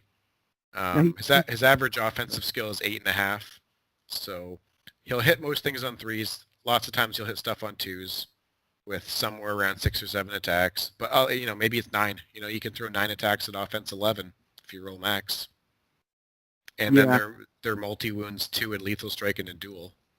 So it's insane. I fought a game the other day, or a couple weeks ago now, where a Chaos Dragon Lord charged the side of me, and I issued a duel, and I killed him. Just, boom, you're dead before you attack. Yeah, it's the double wound. I think the Chaos Lord did attack first with his potion and stuff, but... but it's the double that does it. And so the thing that makes him so good is that he's able to hide in a unit, whereas other greater demons may have great stats, but they're very vulnerable to your shooting and magic and stuff, especially divination. Whereas so he can actually hide in the units even his bigger base. That's right. He's a 50 mil base, so he fits in. He fits into 25 mil bases. Yeah, because he's still standard size. Yeah, he's considered standard infantry. He's a regular foot model on a 50 mil base. And his special rule gives him to ignore the base size, right? Pretty much. That's why you can't target him? Is that the whole... No, the reason you can't target him is because he's the same unit type, so he's standard. He's infantry. And his base is not mismatched. So it's no different than a guy on foot. Oh, that's right. Yeah. Okay, yeah. Well, so I'm guessing he would go where? He goes to the Lemures. So the Lemures are the old plague bearers from the old game. They have parry, resilience 5, and 5-up Aegis, like most demons. So they're exceptionally tough, having parry and resilience 5. They have a single strength 3 attack each. They don't do any damage, but they're really tough. Well, that's where the Omen comes in, right? Yeah, so the Omen goes in there. He displaces 4 of their models. So now those only 13 guys that I bought, they're now 17. So they take up a little bit more space. And if you jump to the very bottom of the list, as jumping ahead, Hope Harvester is another interesting unit. It's a monster that has war platforms, so it can join units. So the common tactic is to put him in a unit of Lemures with the Omen. So that Hope Harvester's on a big chariot base, takes up 8 places. The Omen takes up 4 places, and then the 13 Lemures. You actually have, 25 models worth of space that they all take up. So you have your max ranks and everything. Yeah, that sounds pretty tough. Yeah, it's insane. Yeah, you got to kill something like 7 or 8 Lemures before they lose their +3 rank bonus. Yeah. Well, that was when I had more. Right now, as soon as you kill the 6th one, they lose it, but they're still, they're parry, resilience 5 with a ward save. They're very, very tough. Yeah, it's the only way you really fight that is, you get something in the flank and just hold it down, right? Yeah. If the character can't make a way, then you just try to hold it down. Mm-hmm. All right, what's next? So then they got 12 Succubi, which is just a core unit. They have 3 attacks apiece, strength 3, AP 1, and they ignore parry. So they're very similar to like a really good version of the Dark Elf. What are they called, Will? The Blades and Ab. Yeah, they're just a really good version of that. And they're 5-up, right? 5-up Aegis? Pardon me? 5-up Aegis? Yeah, 5-up Aegis. Yeah.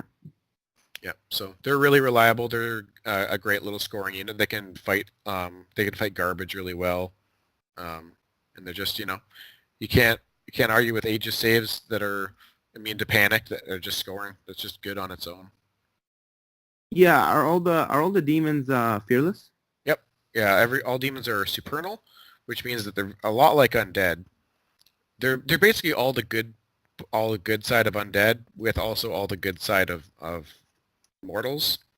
So when you lose combat, let's say you lose by 2, you do a discipline test, and if you pass it, at -2 because you lost by 2, you do a discipline test, and if you pass it, nothing happens. And if you fail it, then you just lose the amount of wounds you would have lost if you were undead. So you're undead with the chance to take nothing. Yeah, I guess the only negative to that is since you're all fearless, it takes away a little bit of your strategic standpoint. Like you can't run away from anything. You just gotta. For sure. I mean, the same as undead. You have to play totally different. Your chaff game is totally different. And it is a downside, but I don't think it's a downside that's in any way outweighed by the strengths are way better. Yeah, the strengths are better than the weaknesses for sure. Yeah. Yeah. Right. So then, rounding out the list, I got 2 units that are identical. They're called Brazen Beasts. They're my Monstrous Cavalry. So each unit has 3 guys.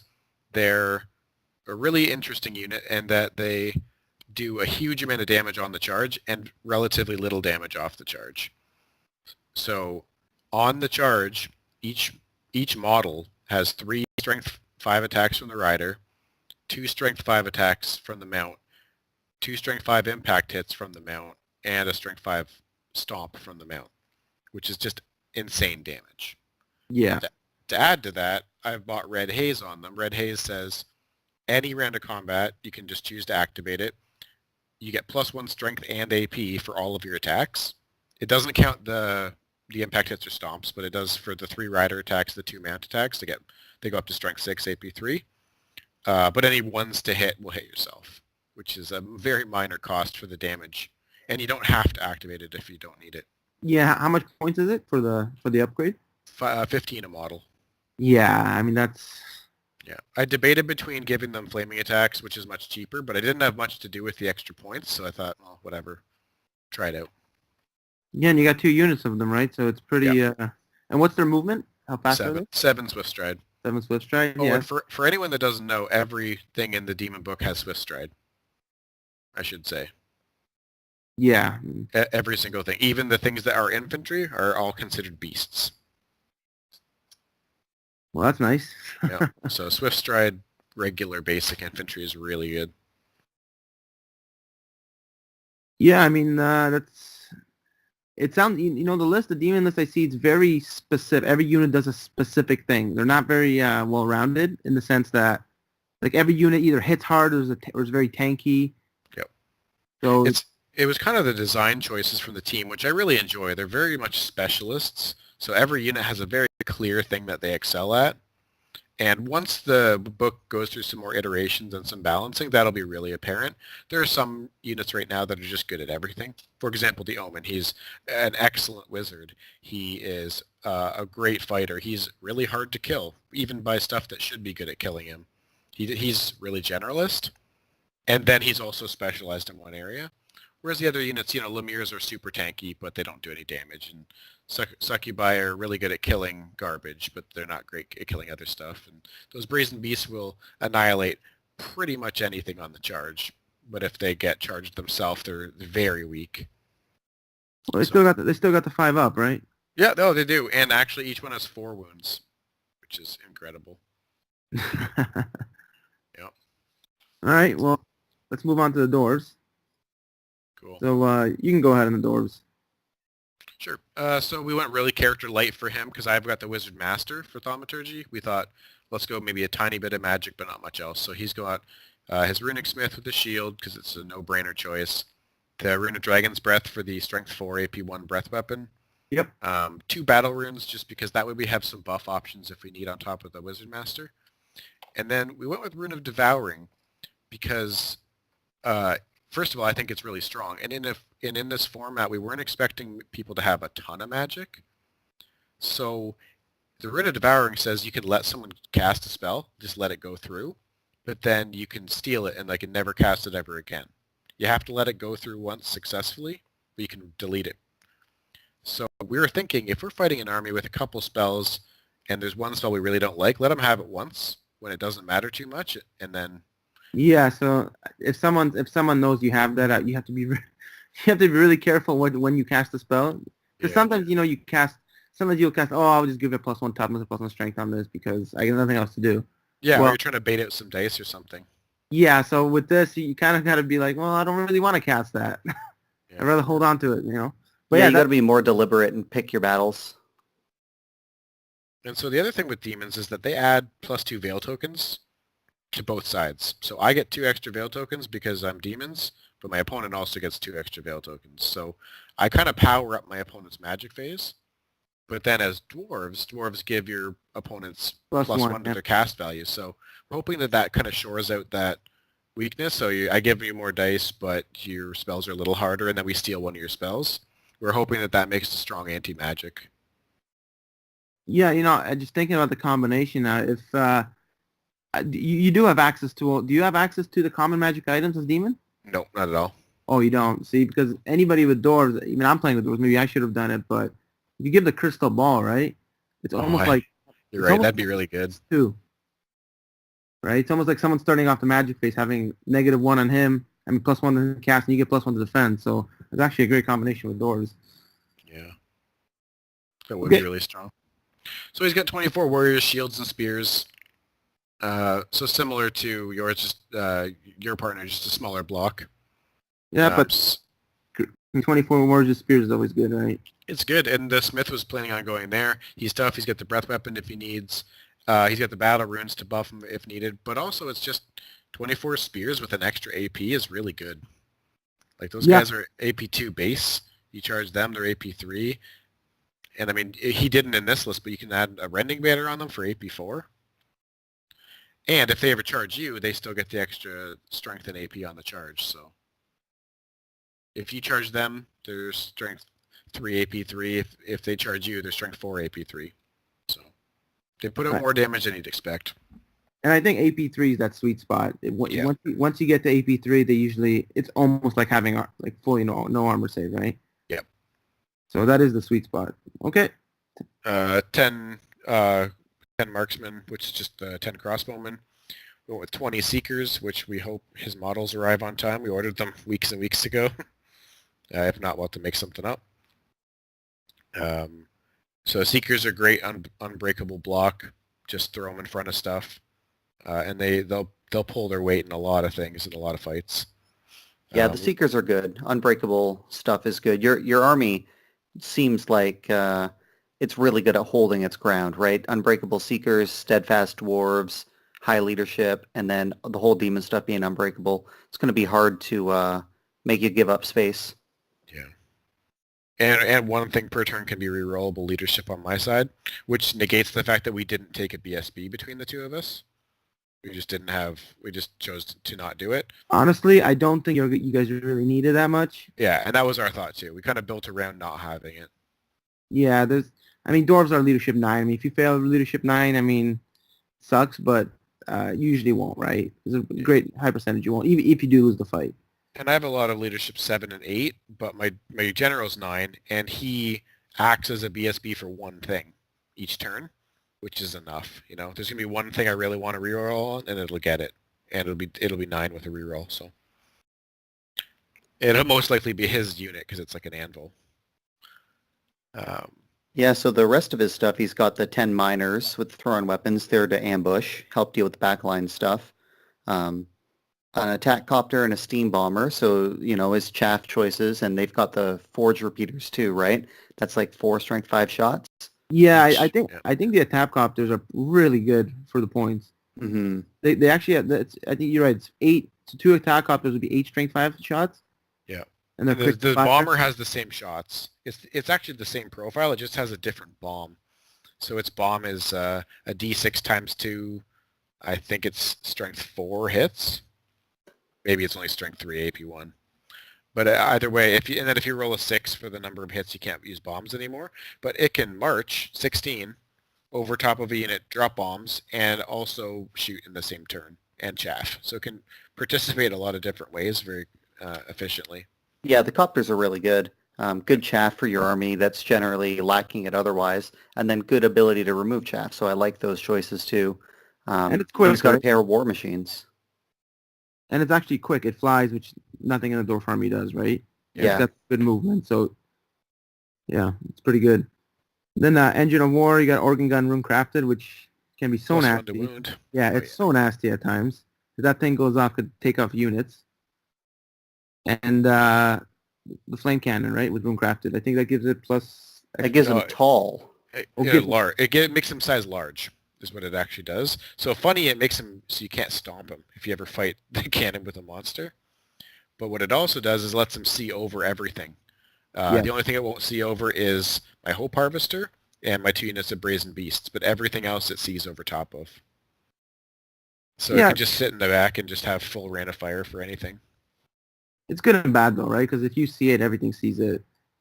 So it's kind of hard that way too, right? Yeah, but I mean, it's a Dwarf War Machine. It's got heavy armor. Yeah. And it's leadership 9. And stubborn. 5 wounds. 5 wounds. Or 4? Is it 4 That's or 5? 5.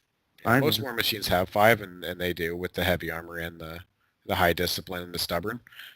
Dwarf War Machines are just awesome. And if they ever misfire, they get +4 to the roll. Yeah, so they always just take a wound. They always take a wound. Except for Flame Cannon, a Flame Weapon has -1, so technically a Flame Cannon could actually roll that can't shoot this turn. But it's Okay. wild. They're super reliable. Okay, so looking good there. Let me just try to switch this now. So you're playing against this one, this Rolling Vandals H. So we got start with the Orcs and Goblins. We got Goblin Witch Doctor, Common Goblin, Goblin Wolf, Chariot, Wizard Apprentice, Pyromancy. You know, when I read that list, I didn't like the Apprentice on the Pyromancy. Mm-hmm. Because it's just I just think the Adept with the Flaming Swords, for example, it's such a good spell. It's such a universal spell. Mm-hmm. That's one thing that I didn't like when I first saw it. But anyways, we had Orc Chief, BSB, Iron Orc Shield, Death Cheater. So I mean, I think he's looking at 2 up, 4 up. Yeah, just being tough.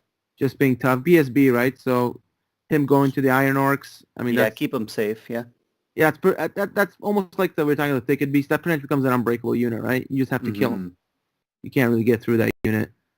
Orc Shaman, General, Feral Orc, Paired Weapons, Wizard Adept, Shamanism, Crown of Autocracy, yeah, whatever.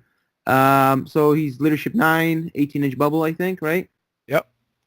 Wizard Adept, Shamanism. So all Orc Shamans that have Shamanism are always tough to kill, right? Wound him on 5 up ward save. Very tough. And then, and he's in a Chariot too, right? I think he's in a Chariot too. I just didn't include it. Okay. Yeah, I think he was supposed to be. I got to check that again, but anyways, that would make sense. I know I've fought Slavo a few times, and he loves the Orc Shaman Chariot combo. Which it's just amazing. So. Yeah, so I think it is on a Chariot. Okay, so we got 25 Orc Ed Bashers, Green Tide Spears, full command. The Iron Orcs where the BSB would go, 5 Gnasher Dashers, 12 Gnasher Herd, and Goblin Wolf Cherry times 2. So the Goblin that's fast. That's fast for an Orc army. Yeah. Yeah, it's fast, but the fast things don't hit hard. No. But they're going to get in your way. It's going to be a lot of chaff, and chaff that deals damage. You know, those Chariots deal damage. The Gnashers deal damage. You have to take some hurt in order to get rid of them. Yeah, no, it's definitely a lot of chaff, and like I said, the Iron Orcs is just, you have to just grind through that. There's no way of getting around it. And the Ed Bashers are always good, right? With the spears, they're always tough to handle. And then Yara Kalushka, which is another guy. These guys we play together all the time. It's pretty much us 4 playing against each other all the time. So, so I know these guys list pretty well. He's got the High Prince, the Light Armor, Destiny's Call, Obsidian Rock, and the Sliver of the Blazing Dawn. So he's basically, this guy, this High Prince is usually an auto build. I usually find that when you take a High Prince on foot, this is always the build you go to with the Sliver of the Blazing Dawn. Yep, that's an awesome item. Yeah, it's really good. Yeah, so if people don't know, it basically every hit you get, it counts as 2. And the High Prince being, I think, offensive 7, and with the lightning reflex, he's always pretty much hitting you on 2s. So you're pretty much guaranteed 6 to 8 hits a turn at agility. Yeah, strength 5 and AP is 4, I think. AP is 5 on the first turn. Yeah, if you charge him, right, that's because right. of the spear charge, yeah. Yeah, so, I mean, he shreds, right? I mean, especially rank and file models. I mean, he's killing 5 5 to 6 guys at least a turn. Yeah, and he's got Destiny's Call for a 4+ armor, 4+ Aegis. It's a good build. Yeah, that's the standard Prince on Foot build. He's got the MR2 as well. I like it. And I'm knowing Yarrick, he's going to go into the Flame Wardens with the Navigator banner. Yep. Mm-hmm. So have fun dealing with that, Dave. Yeah, hooray. And then you got two units of 10 citizen archers, so a little light shooting. Elf light shooting is always good. 6 Highborn Lancers with the Champion Standard Bearer and Banner of Discipline. And I'll just add the Banner of Discipline. So Yarrick has this thing where he doesn't pass panic tests. So he now insists that all his units that aren't close to the general have a Banner of Discipline. That's funny. Yeah, I wasn't there. They were playing last night, and they said that he didn't even want to roll the dice because he's like, they're just going to panic off. They're going to panic off. And what do you know? He rolled a 10. They panic off the board. So now all we have to do is cause panic tests. Well, they got a Banner of Discipline, right? So, So they're not going anywhere. Yeah, they're... He unlocked the secret. You rarely see the banner be used, right? The Banner of Discipline. Because usually there's BSBs around and such, but... Yeah. I mean, it makes sense for Lancers that are probably going to be flanking 6 of them, right? Yep. Yeah, not near the general, not near the BSB. Yeah, it lets them get their march tests and their reforms, and if they want to flee, they can get rallies easier, and it's good. So it's definitely a good buy in this list. I would say it's pretty good. And then 19 Flame Wardens, like I said, Standard Bearer, Champion, Navigator's Banner.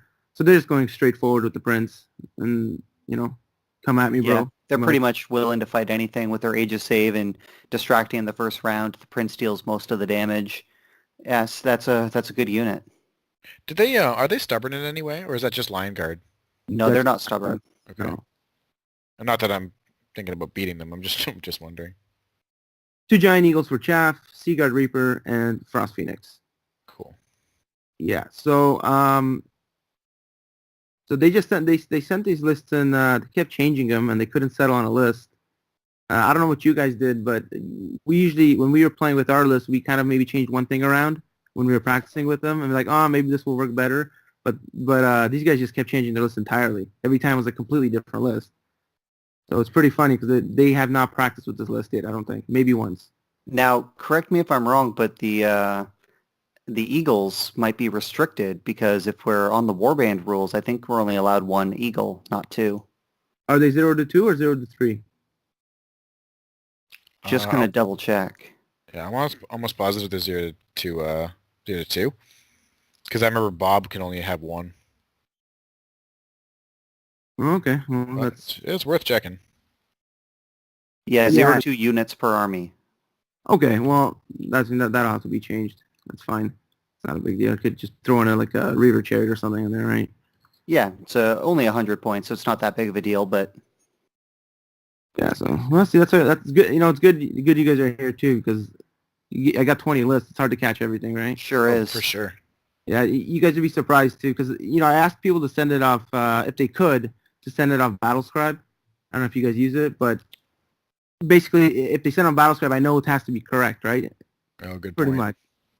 And if they send on Battlescribe, it has to be correct. If not, sometimes I'll input in a Battlescribe the list, and if something's wrong with it, it'll pop up, right? But with that program, I can't put warbands. True. I can't have that setting. So anyways, but I did check, somebody sent me a list, and he completely ignored the warband rules. But anyways, so, yeah, so I'll have to change. It's not a big deal. So, what do we think about this list? These 2 lists together. It seems like it's going to be really good at holding objectives with the Flame Wardens, and the Iron Orcs are both units that are really hard to shift. I kind of fear for its ability to go out and get points, though. Like the Ed Bashers are going to be going and fighting. The Phoenix is kind of vulnerable by itself. The Highborn Lancers, I don't think are a good enough unit to break stuff because they're just 6 strength 5 attacks. So if they don't break it on the first turn, they're stuck. Yeah, so I'm afraid for this army's power to go out and get points. Now, it's going to be really good at holding its position. So if it can take a good positional spot on the board, it can hold it really well. But if it has to go and get something, I think it's going to struggle. Yeah, I'd say, surprising, the best thing about this list is actually The Phoenix is actually very versatile, right? I mean, it's good for clearing out back ranks. It's the same with the Lancers. So I think in general it's pretty quick and it can do a lot of things. But you're right, it's not. It's hard to see how they're going to get points from a lot of things because you have to engage this list, right? You have to choose to engage it. It is interesting, the Frost Phoenix, because its ability in base contact is not great with elves because like they don't really need your defensive skill to be lower. They have high offensive and +1 to hit. They don't need your agility to be lower because they have high agility. But it actually helps orcs a lot.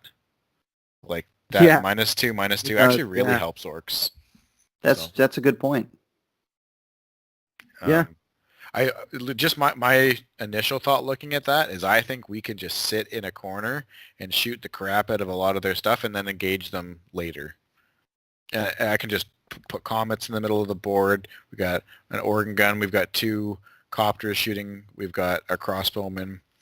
We got the miners to come on the back and harass and shoot down stuff. A bit of magic damage if I want to choose into that. And neither of his characters can fight my demon. My demon will just kill them right off the bat.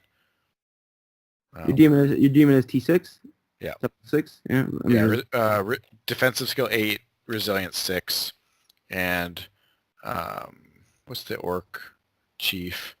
Actually, you know what? That orc, the Iron Orc guy, I would have to kill him because he only gives me a 6-up save. He doesn't have magic attacks. Yeah, and he's probably picking a gray weapon versus you with Born to Fight. You're looking at strength 8, right? Yeah, it's true. Like if he gets to attack, he'll bust me up, but I still have 4 wounds. And man, the multi wounds too is crazy. Like I really think that if I get to go first, I'll kill most characters.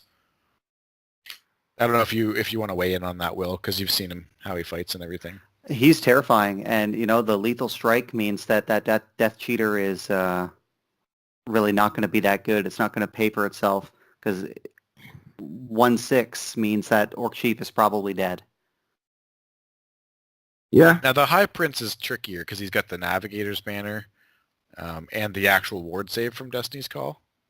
I just don't think he can hurt the Omen. He's going to have 4 attacks that'll hit on 3s. If he gets 6 hits, he gets 2 wounds on you, and you got a 4-up Aegis. You're only taking 1 wound. Yeah, and I do threaten just put the sheer dice of being able to put through multi wounds too. It's really spooky. Yeah, I don't think that the list is going to have a really hard time fighting the Omen. Now, there's a good chance they don't have to ever fight the Omen. They have 2 Wolf Chariots. They have Nashers. They have the Dashers and the Herd. They have an Eagle. They have the Lancers. They just have lots of ways to get in front of that unit and chaff it or redirect it. So they might not have to fight it, and that's probably their strategy to victory. It's true. Now I'm wondering on the just in the combat res, how do you match up well against the Ed Bashers? Like if you were to go in with your unit of Lemurs and your Omen. I'd do all right. Would it have a character in it, or is it just? I don't think it would. No, I don't think it would. I think the Orc Chief's on a chariot. Static combat res, I've got a +3 from ranks and a banner, and then some damage. The Hope Harvester's got 4 strength, 6 attacks, so he'll kill like 2 guys, maybe 3. With his stomp, he'll probably kill consistently about 3. The Lemures will do pretty much 0 damage, and then the Omen will kill something like 4 to 5. Yeah. So, if the Omen gets 4 and the Hope Harvester gets 3, they're going to pass one of those 6 up. So you're looking at 6 active combat res along with your 3 ranks and a banner. So about 10. I don't think they're going to do 10 wounds to the Lemures. It's just not possible. Yeah. Yeah, well, they got battle focus and everything, but you're right. I mean, I think straight up they won't get the job done. I think for them, the best strategy is actually pushing that Iron Unit Orc up as much as possible and try to get a flank on that unit. Yeah, it's definitely not a maneuverable block because it's just a big block of 25 mil bases. Our thought process making the list was kind of like we sit back, we have better shooting than most, coupled with comets. I can lower resilience with the thaumaturgy spell to allow our shooting to be more effective on a single target. And then we have really tanky blocks, great scoring, good anti-magic. So we can take hits and then flank. And also I threaten huge space with those 2 units of Brazen Beasts. Like, I could take those Brazen Beasts, put them into the front of those 25 Ed Bashers, and kill almost every single one on the charge, 1 unit. Like, it's insane. Yeah. Because they all have battle focus as well. So I'll throw, like, on the charge, 1 unit of Brazen Beasts will get something like 9 strength 5 hits, and then 15 attacks hitting on 3s or 2, like 3s with battle Basically focus. 2s, yeah. Yeah. And then that's all strength 6. So like you'll just wipe out like 15 plus models easily. I think for them the key, actually, believe it or not, I think the Frost Phoenix might be a big deal here. If you can chase if you can chase those guys around, because if he charges them, he'll probably kill them, right? It'll be, I won't get out of there quickly. Like, I can just choose to be +1 strength every turn and try and hurt it, but it'll mess me up, and it'll probably grind its way out. Or it breaks you, right? Because if it charges and does like 2-3 wounds, it's already got like +3-4. Maybe you get a wound on it. Yeah, they don't break though, right? I know they don't break, but I mean, if you're -4, then you're probably might lose like 4 or 5 more wounds, right? Yeah. I mean, it's unlikely he'll break me. He won't kill me on the charge for sure. I'll probably last 2 or 3 combats, and I might just die. You're right, but if I hold up a Phoenix for less points than it costs for several rounds of combat, I feel like that's still a win for us.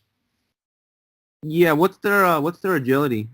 Rider is agility 4, Rider's 5, mount is 4. Okay, so I'm just thinking what can he do? And I mean, I guess the Flame Wardens take it right in the face pretty well, right? Oh yeah, I wouldn't want to charge them just because they flat out negate half the damage. Yeah, now, they have the chance to just, pass 20 out of 20 saves. Yeah. And you got to remember his Prince will always go first with agility 10, right? So yeah, that's right. And he'll take off, so now if, they take some damage from magic shooting combined and the Flame Wardens are weakened, I might still go in. I might still go in and just sacrifice my unit to kill, 7 or 8 guys, because they'll still probably pull off that many kills. Yeah. Maybe not 7 or 8, but definitely like 5 or 6 would be pretty expected. So it's not bad. I do think that Flame Warden. Oh fuck, the Navigator's Banner. Yeah, I don't know. That's just tough. No matter how you crack it, I don't know what we're gonna do about that. Yeah, it's I think before he had the Master of the Craning Tower on the High Prince. Yep. And I think with that, if you can cast a hereditary spell with the Flame Wardens, that unit's almost unkillable. The fact that it negates your wounds, right? You take your whale tokens and it negates the wounds caused on them. Yeah, that's super hard to beat, especially because they bleed so little wounds with the Aegis. Yeah. But either way, I mean that's still tough for anybody with the hero in there and the Flame Wardens. I mean anybody, no matter who you are, it's a tough nut to crack. Yeah. Okay, so Dave, I know who you're going for. Yeah, I gotta vote for myself. I'm the Greater Demon of Pride. Well, who you got?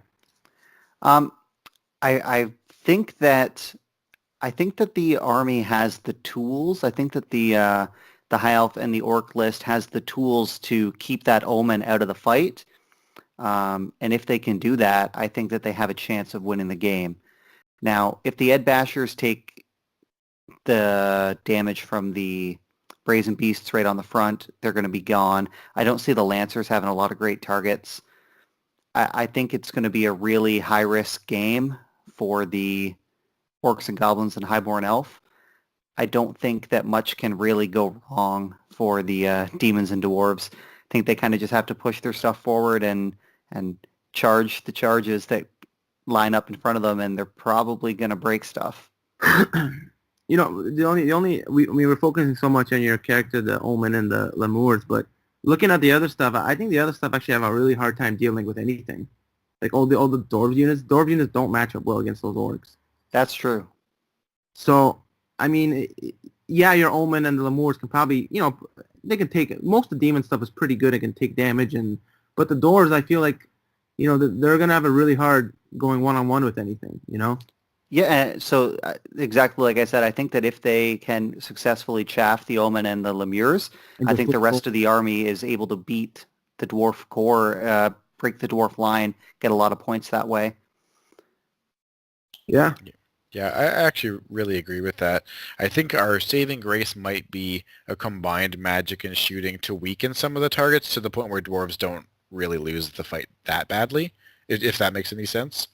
Like, if those 20 Ed Bashers are going to definitely beat the Warriors, what if they're 15 because we killed a bunch? Yeah. Then the Warriors have that chance. So it'll really depend on how the game works out because, if I drop a few comets in the center of the board and it gets some really great hits, that could be game turning.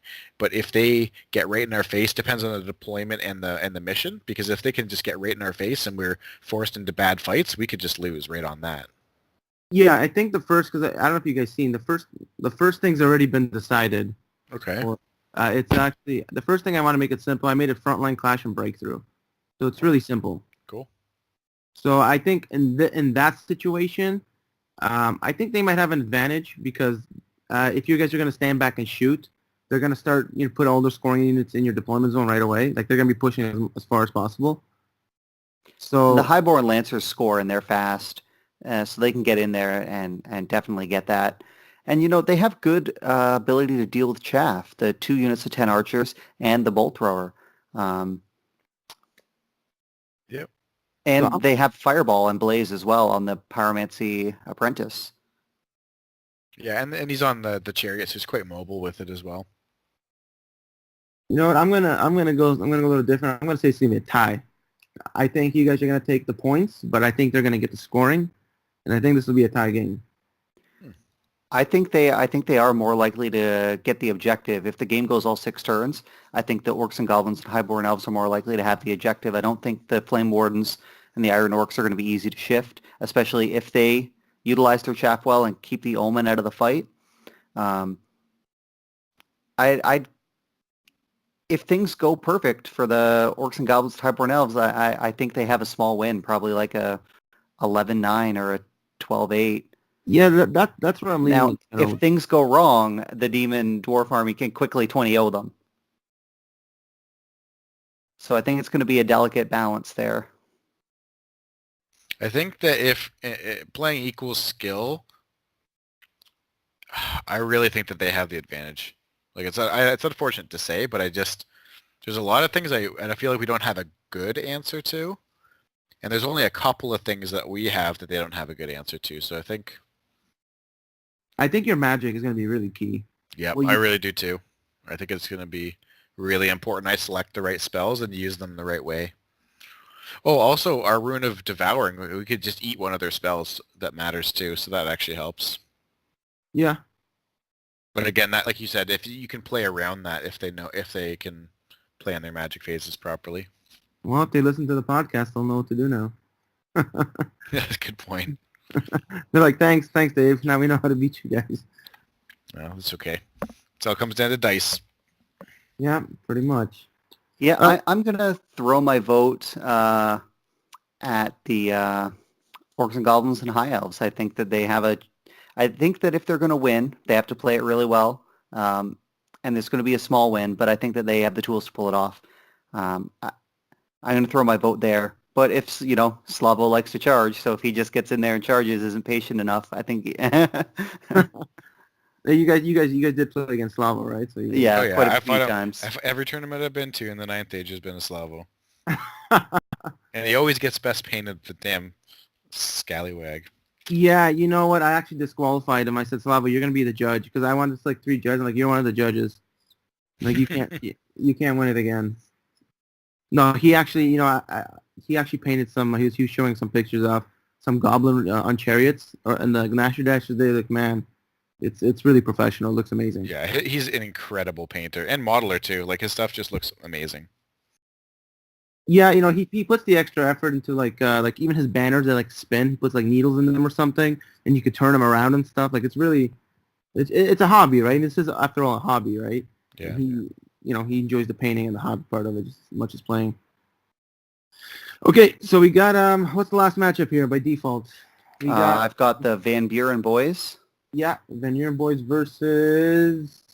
I think it'd be Rolling Vandals, whatever the other. Oh no, we've already had D and No, H. this one is So I Heard You Like Chariots. Oh gosh.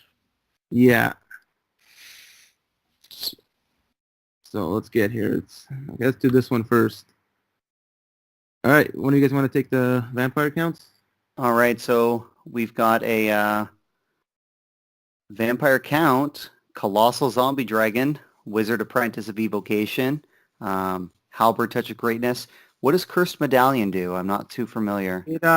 You pick a model, one model in the battlefield, and on the opponent's side, and you have reroll to hit, reroll to wound against them. Oh, okay. So this guy is Strength 7, AP 4, with his 5 vampire attacks, and his Colossal Zombie Dragon. Okay, so he's a monster. He's 1,000 points exactly. Now I just want to mention, because I couldn't get a hold of Keith, but he actually never, because I know the upgrade for Apprentice is free. So in his list, he didn't even put the upgrade, so I put it for him as evil, knowing he's probably going to take the hereditary spell for raising. Yeah. But I'm just saying, Keith, if you're listening, you didn't put the... You put, because you can not pick it if you choose to. Right. It's not mandatory. So just if you're listening, Keith, now you're an Apprentice of Evil by default. All right, he's got 34 ghouls, basic unit. A lot of them, though, champion, 2 units of ghasts. Those guys have the fortitude save, right? And they're the monstrous infantry. Yeah. Resilience 5 up. So it's they're tough. Anytime I play against them, I don't like it. That's just... and they're poisoned. They're like offensively, they're like a poisoned ogre. Yeah, they have poison, and I think in the second they get some bonus. In the second round of combat, I think they get to reroll something. They get hatred if they did a They wound get in hatred, the previous yeah. round. Yeah. So they're tough and they're cheap. I think that those units are about 500 points each, so it's really cheap. Yeah, he knows what he likes, and he doubled up on it. So his list looks pretty it's pretty static. Even the Colossal Zombie Dragon is slow. Yeah. Yeah, it's got distracting on it too, so it can be hard to deal with in combat. Oh, that's true. If he gets it in combat, it's really tough. Yep, that's going to be a lot of this matchup's going to come down to, can you beat a Colossal Dragon with a Vampire Lord on it? Yeah, how you deal with that, right? Yeah. Well, see what they have. So what's his buddy? He's got Vermin Swarm, which is my second army. So we got Chief BSB, Heavy Armor, Shield, Lightning Rod. So the Lightning Rod's amazing. Gives his whole army a hard target for a turn, and says flyers can't move. Doesn't affect your flyers though, so it keeps his dragon safe. That's really good for pinning down. A lot of flyers have stuff like movement 2, or advance 2, or advance 1, march 2, things like that. So if you say, hey, your Frost Phoenix can't fly this turn, it basically just doesn't move, and you can really use it to pin them down. So that's really strong. He's got a army general as the Magister, Wizard, Adept of Thaumaturgy with the Binding Scroll. Binding Scroll is an excellent choice. Solid, yeah. Tyrant with paired weapons, tail weapon, Destiny's Call, Hero's Heart on foot, eh? Interesting. Yeah. By the way, I wanted to ask you guys, because I just read the Hero's Heart, and it says, when I reread it, it says you get strength with at least set to 5. Like, I just read it right now, because I was wondering. Does it say set to, or does it say always? It's not set. No, it doesn't say. It says, I think it says you're set to at least strength 5 and at least AP 3. So I'll read it. I've got it right here. Attacks made with this enchanted weapon become magical attacks and always have at least strength 5 and at least armor pen 3. You're right. It actually can go higher. It just can't be. Because I remember they updated it, right? Because I know in the previous edition it was set to 5. Now it's at least 5. Cool. So it is always at least 5, meaning that it can go higher, but it cannot go lower for any reason. For any reason, you cannot get it lower. Yeah. Cool. So back to the fact that guy does have 8 attacks, strength 6. Battle. Yeah. So that guy's even scarier. All right. Just make sure. So this the paired weapons, Destiny's Call, Hero's Heart's pretty common build, but it's interesting to see him on foot. Yeah. But the tail weapon's great because your Tyrant's 4 attacks, paired weapons makes 5, tail weapon makes 6, Hero's Heart makes 7. You know. Oh, he's nasty. He's pretty good. 300 points, I think, only, too. So he's not that expensive. Yep. Yeah, that's a good character. I'm surprised he's not the general. Yeah. I am too. Also, he has a higher discipline, so to me, unless he's expecting that character to die and doesn't want to give up the points. That's the only reason I could think of not making him the general. Yeah, there's a good chance he's going to be in the 40-man Rat-at-Arms in the front. The 25-man unit's probably a bunker with the Magister behind it and the BSB. Yeah. So maybe just the Chief and the Tyrant go together in the forward unit. Yeah. Yeah. Yeah. So 10 footpads is a very common scoring unit for rats. They're awesome. They're cheap. They're throwaway. They can be chaff. 25 Rat-at-Arms champion standard. Rat-at-Arms 39 with musician champion standard bearer in the Aquila of Ruins. Interesting. What does it do? So it increases its max rank bonus by +2. So it's kind of like 2 Legion standards. That's for 40 rats. It's pretty good. Yeah. How much is the point? 55. So I think Legion standard's 25. Is it? Yeah. Yeah. So he can still lose 10 rats and still claim a +6 rank bonus or 5. Yeah. Yeah, he goes up to +5 max. So it's two Legion standards. You pay extra 5 points, but it's only in one banner choice, so it's pretty good. You know, I think I see where this army design is going here. It's kind of a catch and break because it looks like the 40 slaves and the 40 Rat-at-Arms get in front and they catch the enemy coming in. Then the zombie dragon or the ghasts come in and break them. Yeah, and you've also got your Dreadmill, a bomb, and the A-bomb to break stuff. And Dreadmill's great at just being a Dreadmill. It's amazing. The Dreadmill's nasty. If they could have 2, I'm guessing they would have 2. Yeah, but you can't. I tried to make that list. It didn't work. It wasn't illegal. Okay, and then Abomination, which Abomination's hit and miss, right? Sometimes it can be great, and other times it can just ruin your whole plans. Yeah, it's that random movement, right? Yeah. I've actually never put him on the table in the 9th Age, but and for that reason, just because he seems potentially great and potentially really just like a waste. Yeah, I think with this list it works great though because everything's moving forward, right? Yeah. So I think if you chose a different path with the Vermin Swarm, like more shooting and magic staying back, but this list looks like it's all going forward. So, and the other thing that it does is this army saturates those heavy targets. So you're like, oh man, I've got a cannon, I want to shoot, the zombie dragon. Okay, well then you're not shooting the Dreadmill and you're not shooting the A-bomb. So those attacks that you want that are efficient against those targets have to make really hard choices. And even the ghasts, so you have your high strength stuff that's really having to divide itself between a lot of targets. Well, yeah, this looks like a small list, but it's really not. It has so much stuff. Yep. I think like anything, I think what you're saying that decide what to shoot. I think shooting at the vampire count on the dragon is a must. Like whatever you have, you're putting into that, right? Because if you kill that, it's not only 1,000 points for the models, 200 for the general, right? So that's and then you're going to start crumbling the. Yeah, so I think the lightning rod. This is where the lightning rod comes in, right? Because I think it gives a hard target to everybody. Yeah, it wouldn't give it to his partner though, because it says friendly models. Yeah, it wouldn't give it to his partner. I know, but just the fact that you have to shoot that thing, and if you can't shoot it, how are you going to deal with it? You can't deal with it in close combat, right? Yeah. No, a lot of things are going to want to fight that. Especially when the best thing to fight it is going to have the Curse Medallion will target that, right? Yeah. So any hero, like if you matched up against anybody, if you matched up against your Oman of Savar, I wonder how you would do. I want to do the math on that. Ooh, not great. The thing about the Omen is that he only has a 6-up against non-magic attacks, and guess what the mount does?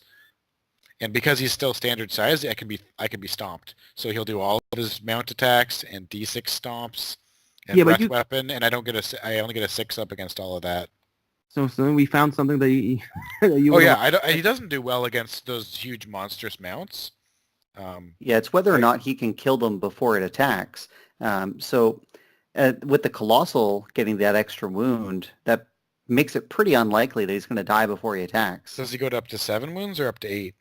I think it's, I don't know. I don't know what the Colossal is, but he's got distracting anyways, right? So Yeah. either way, you're hitting him in a 4s. So you're not going to do too much damage. Oh, God, yeah. That's a terrible matchup for me. I wouldn't want to fight that guy at all. And I mean, if I wounded him first, if I put, like, some damage on him with something. I think Sure. the key is if you can survive the first round, because you won't kill him the second round, right? If you could survive the original round, then you're good. Maybe, Well, yeah. Unless I was down to 1 wound, because I think the vampire goes before me. He's probably high agility, right? On the charge, he'd be agility 8. Yeah, so he goes before me on the charge, same time round 2. Yeah.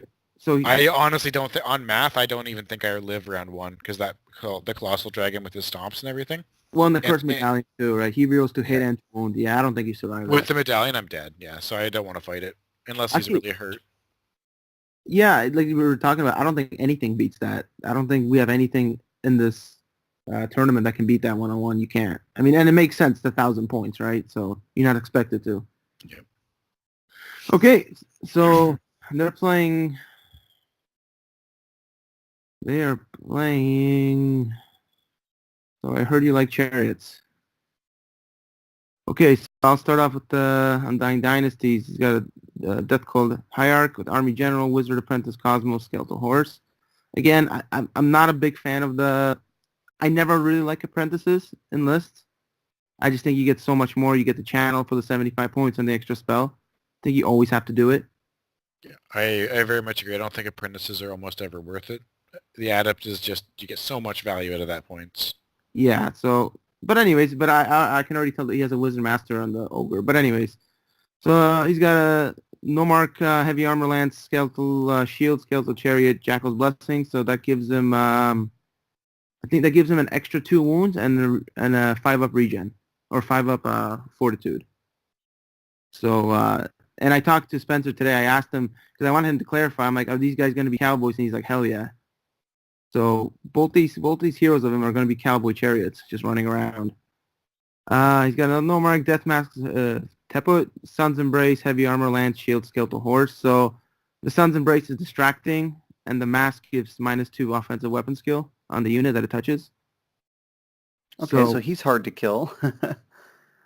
He's actually not. The first guy is. The second guy though isn't, right? The second guy's only got I think he's only got a 3-up. He's only got a 3-up. 1 more 3. Yeah, no, he's got a 2-up, right? He's got the heavy armor 5-up, the shield, the 4-up, and the chariot 2-up. Yep. So he's got a 2-up. So he's 2-up, toughness 5, right? Never easy to kill. 3 wounds. But the 2 cowboys, he's got the 2 skeletal chariots, full command, batter entombed, and Legion charioteers. So he's basically ambushing. Okay. 3 chariots, which is good. It's actually whenever I was playing, I played Dave too. The ambushing are so annoying, where they can appear anywhere on the map. Is that the cataphracts? They're the same things. Those snake things you had. Yeah, but they do the same thing. They ambush anyone. They appear anywhere on the map, right? Okay. Yeah, that was annoying. Mm-hmm. So that could be very, they pop up behind a unit and you got to deal with it, right? 9 skeletal scouts, so just like horses. They're heralds on a skeletal horse, so they're just bunker for the hero. 3 tomb cataphracts. They don't appear. They're just regular cataphracts. Monster cavalry. 1 catapult. 1 giant with the giant aspen bow, and 1 sand scorpion. So about this list, I mean, it's fast, it moves quick, and it's just a lot of stuff to deal with. Nothing's too overpowering in it. It seems really disruptive. Just a lot of really good things that get in your way. Yeah. Break up your game plan. Yeah, like, do you really want to commit a whole unit to like 3 tomb cataphracts that are like 360 points? Do you want to commit like a full block of units to them, and then potentially take them out of the game? So it's a lot of little things. The only thing I will say is, though, since his wizard is the general, he's going to have to be smart maneuvering, because remember, undead can't march 12 inches away from the general. So he's going to have a hard time. He's going to have to make sure he moves his general in good places so those units can march and they're not slow. Since Right. it's a lot of little stuff, right? So it's if you place it too far on the board, it's just moving 5-6 inches all the time. So it becomes really slow. But overall, yeah, it seems like it's just a list that really a lot of stuff to deal with, a lot of stuff to think about. And So where does the no mark go? Oh, he's on a chariot. So would he go with the chariots? no, they can't because you can't. They would have to have the ambush. They would also have to have a BSB in the. Yeah, they're going to be cowboys. They're just cowboying Okay. it up. Okay. I wasn't sure if they were allowed to join and then do the entombed thing. No, they're not. Okay, Now that makes sense. I'm not sure, but I'm pretty sure he can choose not to ambush them, even though he has the banner. Hmm. So I get. Well, any unit that has ambush can just choose to be deployed normally. Yes. So if he sees something he doesn't like, he could always choose not to ambush it and put the two heroes in there, create a mini Death Star. Oh, that's a good point. And actually, the no mark with the death mask of Tepuk is actually really great in a unit of chariots because he gives them weapons. He gives them weapon skill 5, right? And he lowers the other offensive 2. So you're always hitting them on 4 no matter what. And the only thing I would criticize, I think he should have done that. I don't think he should have ambushed the chariots. I think he just should have created a bigger Death Star and just have people deal with that. But hey, I don't know. Maybe he has his own strategy, his own ideas. Yeah, it's such an interesting list because it's hard to gauge by looking at it, and you really have to see it on the table and see it's going to do different every game because whether they ambush or not, how he places his general, how the Cowboys interact with what's on the opponent's side of the board. Really interesting. There's a lot of gameplay to that list. Yeah, and one of my favorite units, the Colossus, is actually it's really good for the points. I mean, that thing puts out I don't know if you guys know, it puts out 6 strength 6 attacks, and it's got D3 grind plus stomps, and it does got a giant bow on it, but with it does seem like one of the better monsters that's out there. And it's you know what it's got an armor save 3 up, surprisingly, with toughness 6, resilience 6, right? So it's tough, it hits hard, and yeah, it's just hard to deal with in combat. I see a lot of lists with them. People run 2 of them, and they just go side by side each other.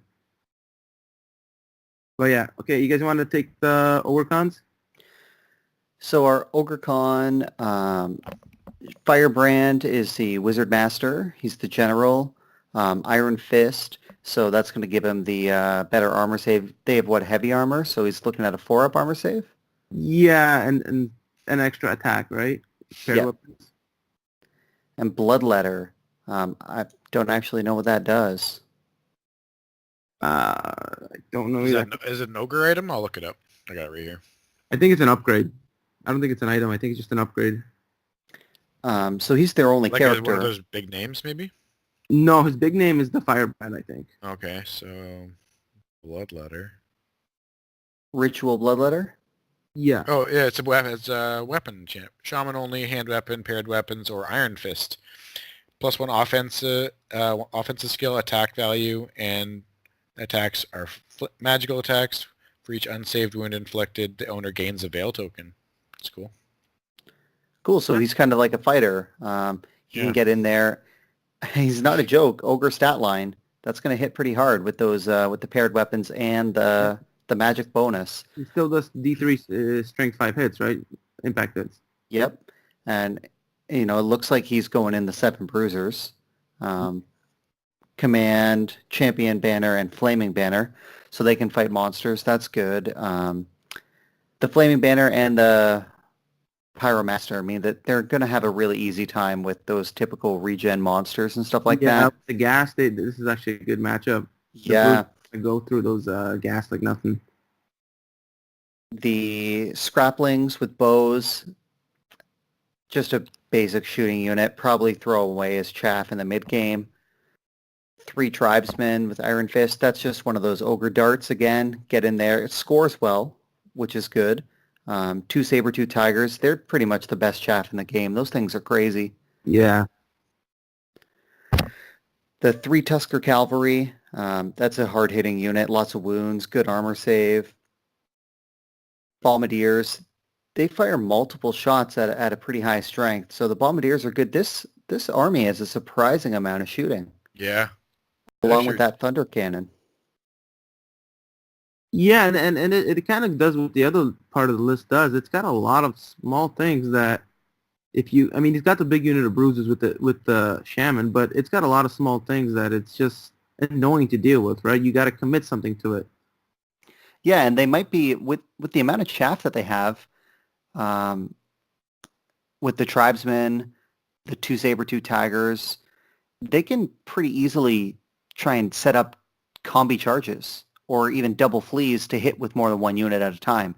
You know, if the Tusker Cavalry and one of those chariot characters get in there, or um, the bruisers get in and they get supported by something Oh, like the giant, that's just the Colossus. Yeah, yeah. you're looking at the ability for the pieces to interact really well together. I really like their army design. Yeah, it's just especially like you said, they're all either bases are either like 50 by 75 or 50 by 50. So the combo, the fact that they can all maximize how they want is great. They can all Hmm. corner and they're all the same size. So that's gonna, yeah, that's interesting, right? Never noticed that before. And Yeah, that seems. it seems to match up well against the other list with the flaming and I mean the thunder cannon is gonna keep threatening the vampire. I agree completely. They've got the cannon. They've got the flaming attacks. They've got the pyromaster. They've got the Even the colossus with that giant bow. They've got a catapult. I am terrified of that list combo. Like, that seems really good. Because I think everyone comes into this tournament with a battle plan. You know, you and your partner are like, okay, we're going to roughly play like this in a lot of matchups with maybe a secondary play style. And this combination throws that all out. You have so many pieces that are all individually strong, but not one-on-one strong. They're maybe not one unit to one unit your units, but there's so many of them, and they can ambush in different places. They're small footprints. They can move in different positions. They have a surprising amount of shooting, good magic, and like good charging potential for combi charging. Just seems really frustrating and easily could beat you if you weren't playing properly.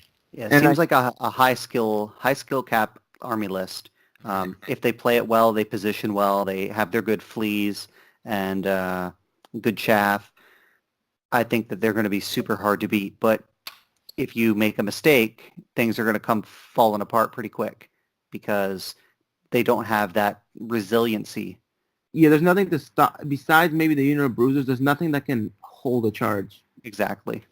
So There's no anvils here, so they've got to be careful. They've got to pick their fights well, and they've got to utilize their advantage when it comes to having many pieces by doing fleas and proper chaff.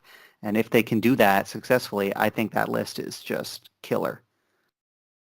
yeah, and I think the matchup they got is very favorable to them. I agree. With all the flaming and the cannon, the big dragon, they got. I mean, they could put in the bolt thrower, the catapult, the cannon, even the bombardiers. They could shoot it with other stuff. I don't think that dragon's gonna be alive by turn 2 or 3. And even the pyromancy, because, you know, the wounds on sixes, but he ignores that the fortitude on the colossal zombie dragon. He can pink off one or two wounds. It's totally possible to finish him off. Does the Colossal Zombie Dragon not have the 3+ armor? He does, but he also has the fortitude. I don't think Yeah. is it 4 up or 5 up. His fortitude's only a 6. It's only a 6. Yeah, so. But I don't even the magic wouldn't concern me as much as everything else. It's true. I just mean like But it just if you adds fire up, you know? if you fire a cannon and a bolt thrower at a dragon and you leave it on a single wound, pyromancy is a good answer to that. Yeah, just looking to fail one. Yeah. Yeah. So, where are we leaning to? I think we're all leaning to the. Yeah, I think we're unanimous on that one. Yeah, I'm leaning towards the chariots having the advantage. Yeah, for all the reasons we stated, I just. It's hard to even see how they're really gonna win, right? Because, I mean, I'm guessing the Van Buren boys are just gonna go forward. Right? Maybe the Dreadmill or the Abomination will. You know what? The Dreadmill's a really strong piece here, and if played well, it could actually do a lot of damage to that army. Yeah, I think the Dreadmill is going to have to be a target that goes down first. You know, I'd be shooting the bow and the thunder cannon and the bombardiers all at the Dreadmill on the first turn but until it's gone. That's the thing. You got the giant, you got the bombardiers, you got so much to pick, right? Like you talked about this list, you got so many targets that, I guess whichever one's closest to you, right, which you can get in range is that one you pick. Yeah. I think maybe in this one, I think deployment will be key, right? I think where it's with most games deployment is key, but I think especially this one because the vampire list is I think really disadvantaged. I mean, they really got a hard matchup, so I think they're gonna have to really think of a good strategy and attack it like that. They're going to have to make a really bold move like early in the match that's either going to work and they'll get a win, or it'll fail and they'll probably end up with getting 20 0'd. Yeah, And it's probably going to be a gambit revolving around that vampire count on the zombie dragon. Yeah, even the carnal catapult. I mean, it against ratted arms, it's 6x6, right? So it Wow. it's that entire unit. So I mean, one hit of that and half that unit can just. Do they have a safe? They have a 5-up, I think, light armor and shield. Yeah. Yep. Yeah. So I mean, basically, it hits 30. What is it? Slaves don't though. I mean, maybe you don't want to hit slaves, but you have nothing. We'll just die. Yeah. So that could do terrible damage, right? Yeah. Okay. So chariots. So I heard you like chariots is unanimous. Yeah. Okay, guys. So out of all the lists here, who do you guys pick to finish number 1, 2, and 3?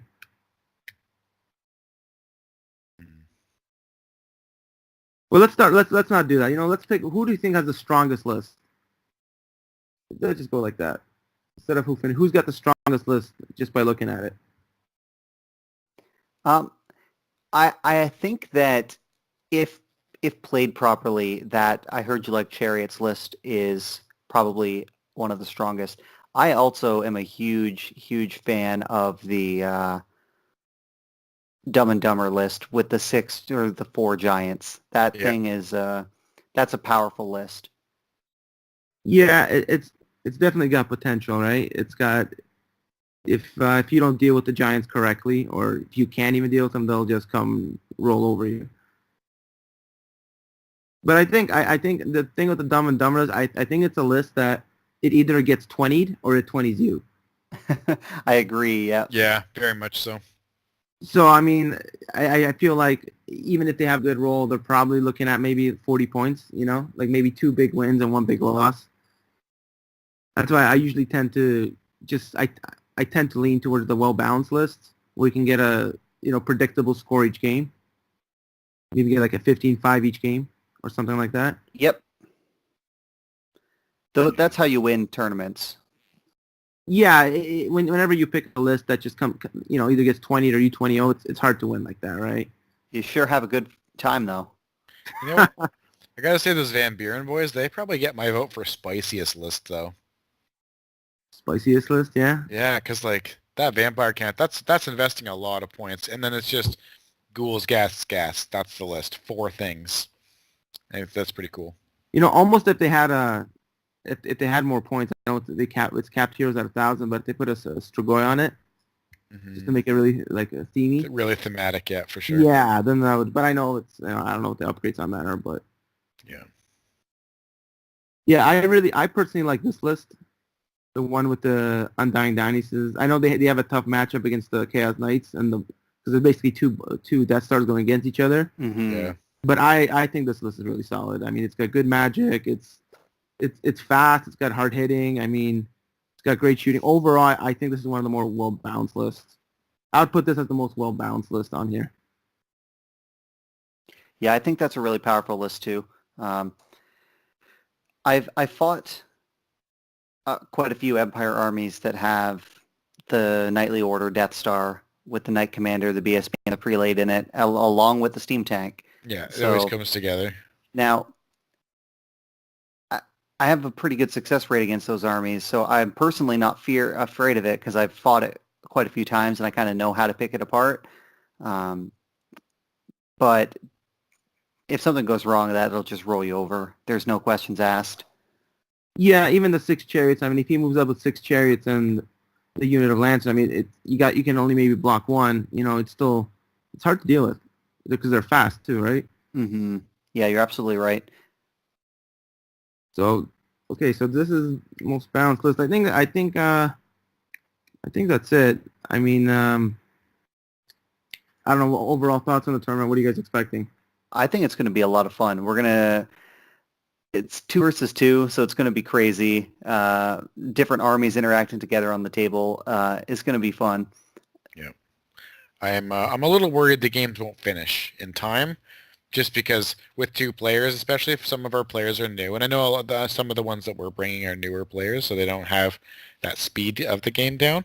I'm just worried we're going to get like chatting and having a lot of fun, and it's going to make games take a while. So speed focused is good, but it's the same for any tournament, really.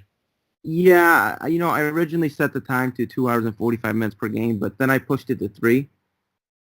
Just thinking that extra 15 minutes, but you're right. I mean, that's probably going to be an issue. 3 hours should be enough time, and as long as people make a decision, that's kind of a thing that comes down to wargaming a lot, is people will second and third guess themselves, and they'll go back and they'll want to remeasure something and think about moving it, and then they'll move it back. You kind of got to make a decision and stick with it and just go. That's how you finish games on time, because when you get a lot of games that run 2 or 3 turns, and you're like, we spent 3 hours on 3 turns. You got to kind of just make up your mind and go.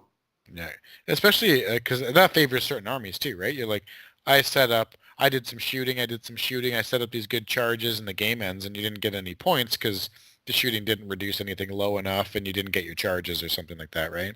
Or those armies that really excel in the late game where they get the good cleanup. Turn 5 and turn 6 charges that finish off wounded units that you don't get to do. Yeah, so I think it'll be important to push the pace. Yeah, you definitely have to push the pace. I know when, and it matters who you're playing. I know when I played Dave, we played in the last tournament we played on, we finished on the 4th turn, but Dave was pretty good about it. I was surprised because I played some other people that aren't so good about it, but basically what happened is I had a flank charge on him, and it was pretty obvious I was going to wipe his unit out, and the game ended.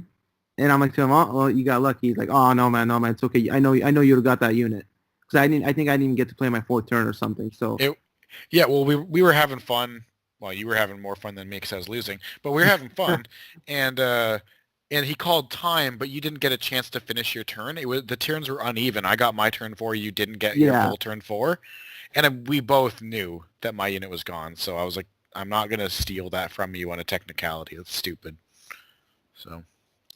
Yeah, and since this is a 2v2 tournament and there's not some crazy prize pool on the line, there's no invitation to a international event on the line. We're just looking at going out, having fun, and throwing some dice and meeting new players and playing a bunch of armies at once. And I think that we're going to accomplish that goal. And getting more people interested, people that are, on the fence and want to learn to play with their friends. It's a great opportunity to get people in.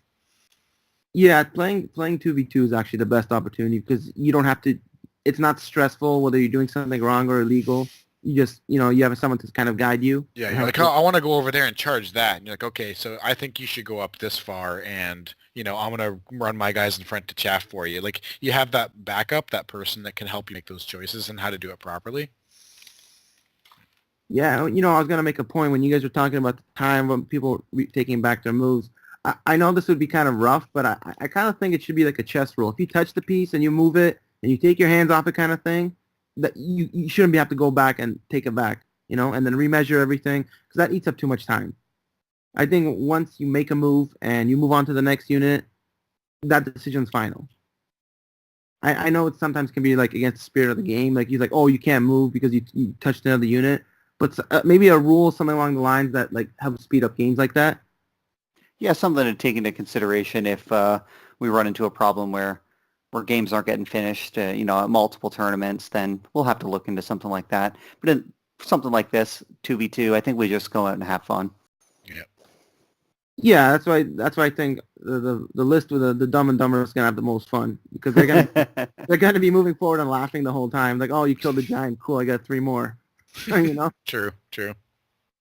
So stuff like, but you're right. You guys are right. It's all to get people out and more interested in the game. And the owner of the place we're gonna be playing at, Dom, we're gonna be playing at Critical Hit Gaming in Oshawa, by the way. And the guy's really cool. And he just Sorry, I lost my train of thought.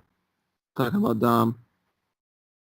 You know, Anyway. when we came up to visit and play a few games up there, had a great time. The tables are awesome. There's good terrain, and I mean, there's food and drinks. It's a Yeah, bar. it's a chill location. There's actually a lot of space around the tables in addition. So you can just kind of lounge around. There's lots of space to watch games. I know a lot of stores can end up being cramped, but it was good. And it just kind of looks really like welcoming and like warm. It's just, I don't know, it's a nice place to play. Yeah, and that's what I just reminded what I was going to say, that he actually said he's going to invite people to maybe not play, but if people want to come in and watch, he said there's people that are going to be interested. So that's a good opportunity to have people maybe come up and ask, hey, what's this, just to bring Yeah, them up. yeah, and we can introduce them to the Ninth Age because it's pretty much the most competitive, most well-balanced tabletop game available right now. Yeah, and I think it's just a fact you could use any model for any unit almost. Oh, yeah. It's a big selling point for people because people want to use stuff that's cool. They want to go on the internet and see a thing that's awesome and be like, I can use that in my army. And the Ninth Age offers that, so it's really good for those modelers. So I definitely think that that place is going to be very good to spreading it, and like you said, it's very welcoming, and they serve food and everything, and alcohol and all the good stuff. So Yeah, and if you lose the first round 0-20, you can have a couple of beers and not worry about it. exactly. Yeah. Okay. So sounds good, guys. Anything else you guys want to add? No, just, yeah, if anyone wants to stop by and watch the games, absolutely feel free. It should be a great time. Grab a beer and enjoy some Ninth Age. Yeah. And once again, the place is Critical Hit Gaming in Oshawa. It's actually in Curtis, but if you look at Critical Hit Gaming, then you'll get the place. And you'll probably meet us there. So it's going to be fun. Yeah, hope to see you guys there. Yeah, and thanks for listening to this 3-hour battle report or the list review. Is it really 3 hours? I don't know. I didn't count, but it's long. Yeah. Okay. Well, maybe on the YouTube link I'll have to add some bulletin points of what list we're talking about. Yeah. Okay. All right, guys. Well, thanks for coming on. I mean, it's 11. We battled through this tonight, but it was fun. Yeah, it was a lot of fun. I enjoyed that. And I love actually talking about lists like that, so it's cool to be part of one. Yeah, it's going to be fun to see how everybody does, right? Like we talked about, oh, this guy is going to do this, and then we find out, like we keep joking about Dumb and Dumber, let's just 20s everybody. Mm-hmm. And then we're just like, oh, man, she saw that coming. Yeah, or that vampire lord on the dragon just destroys the other army, and we're completely wrong, Hey, I love being wrong, so... And it's usually like that, I know the last pot we did for the other tournament, people are making predictions, and I think a lot of it went backwards of who won and what matchups won, and that's the whole fun. You come in, roll dice, and you never know what's going to happen, right? Yeah. All right. Okay, guys, well, I think we're going to wrap it up. It's late enough, so thanks, everybody, for listening. It was great, and come out and see us, and hopefully it's going to be a good run, good tourney. Yeah, hope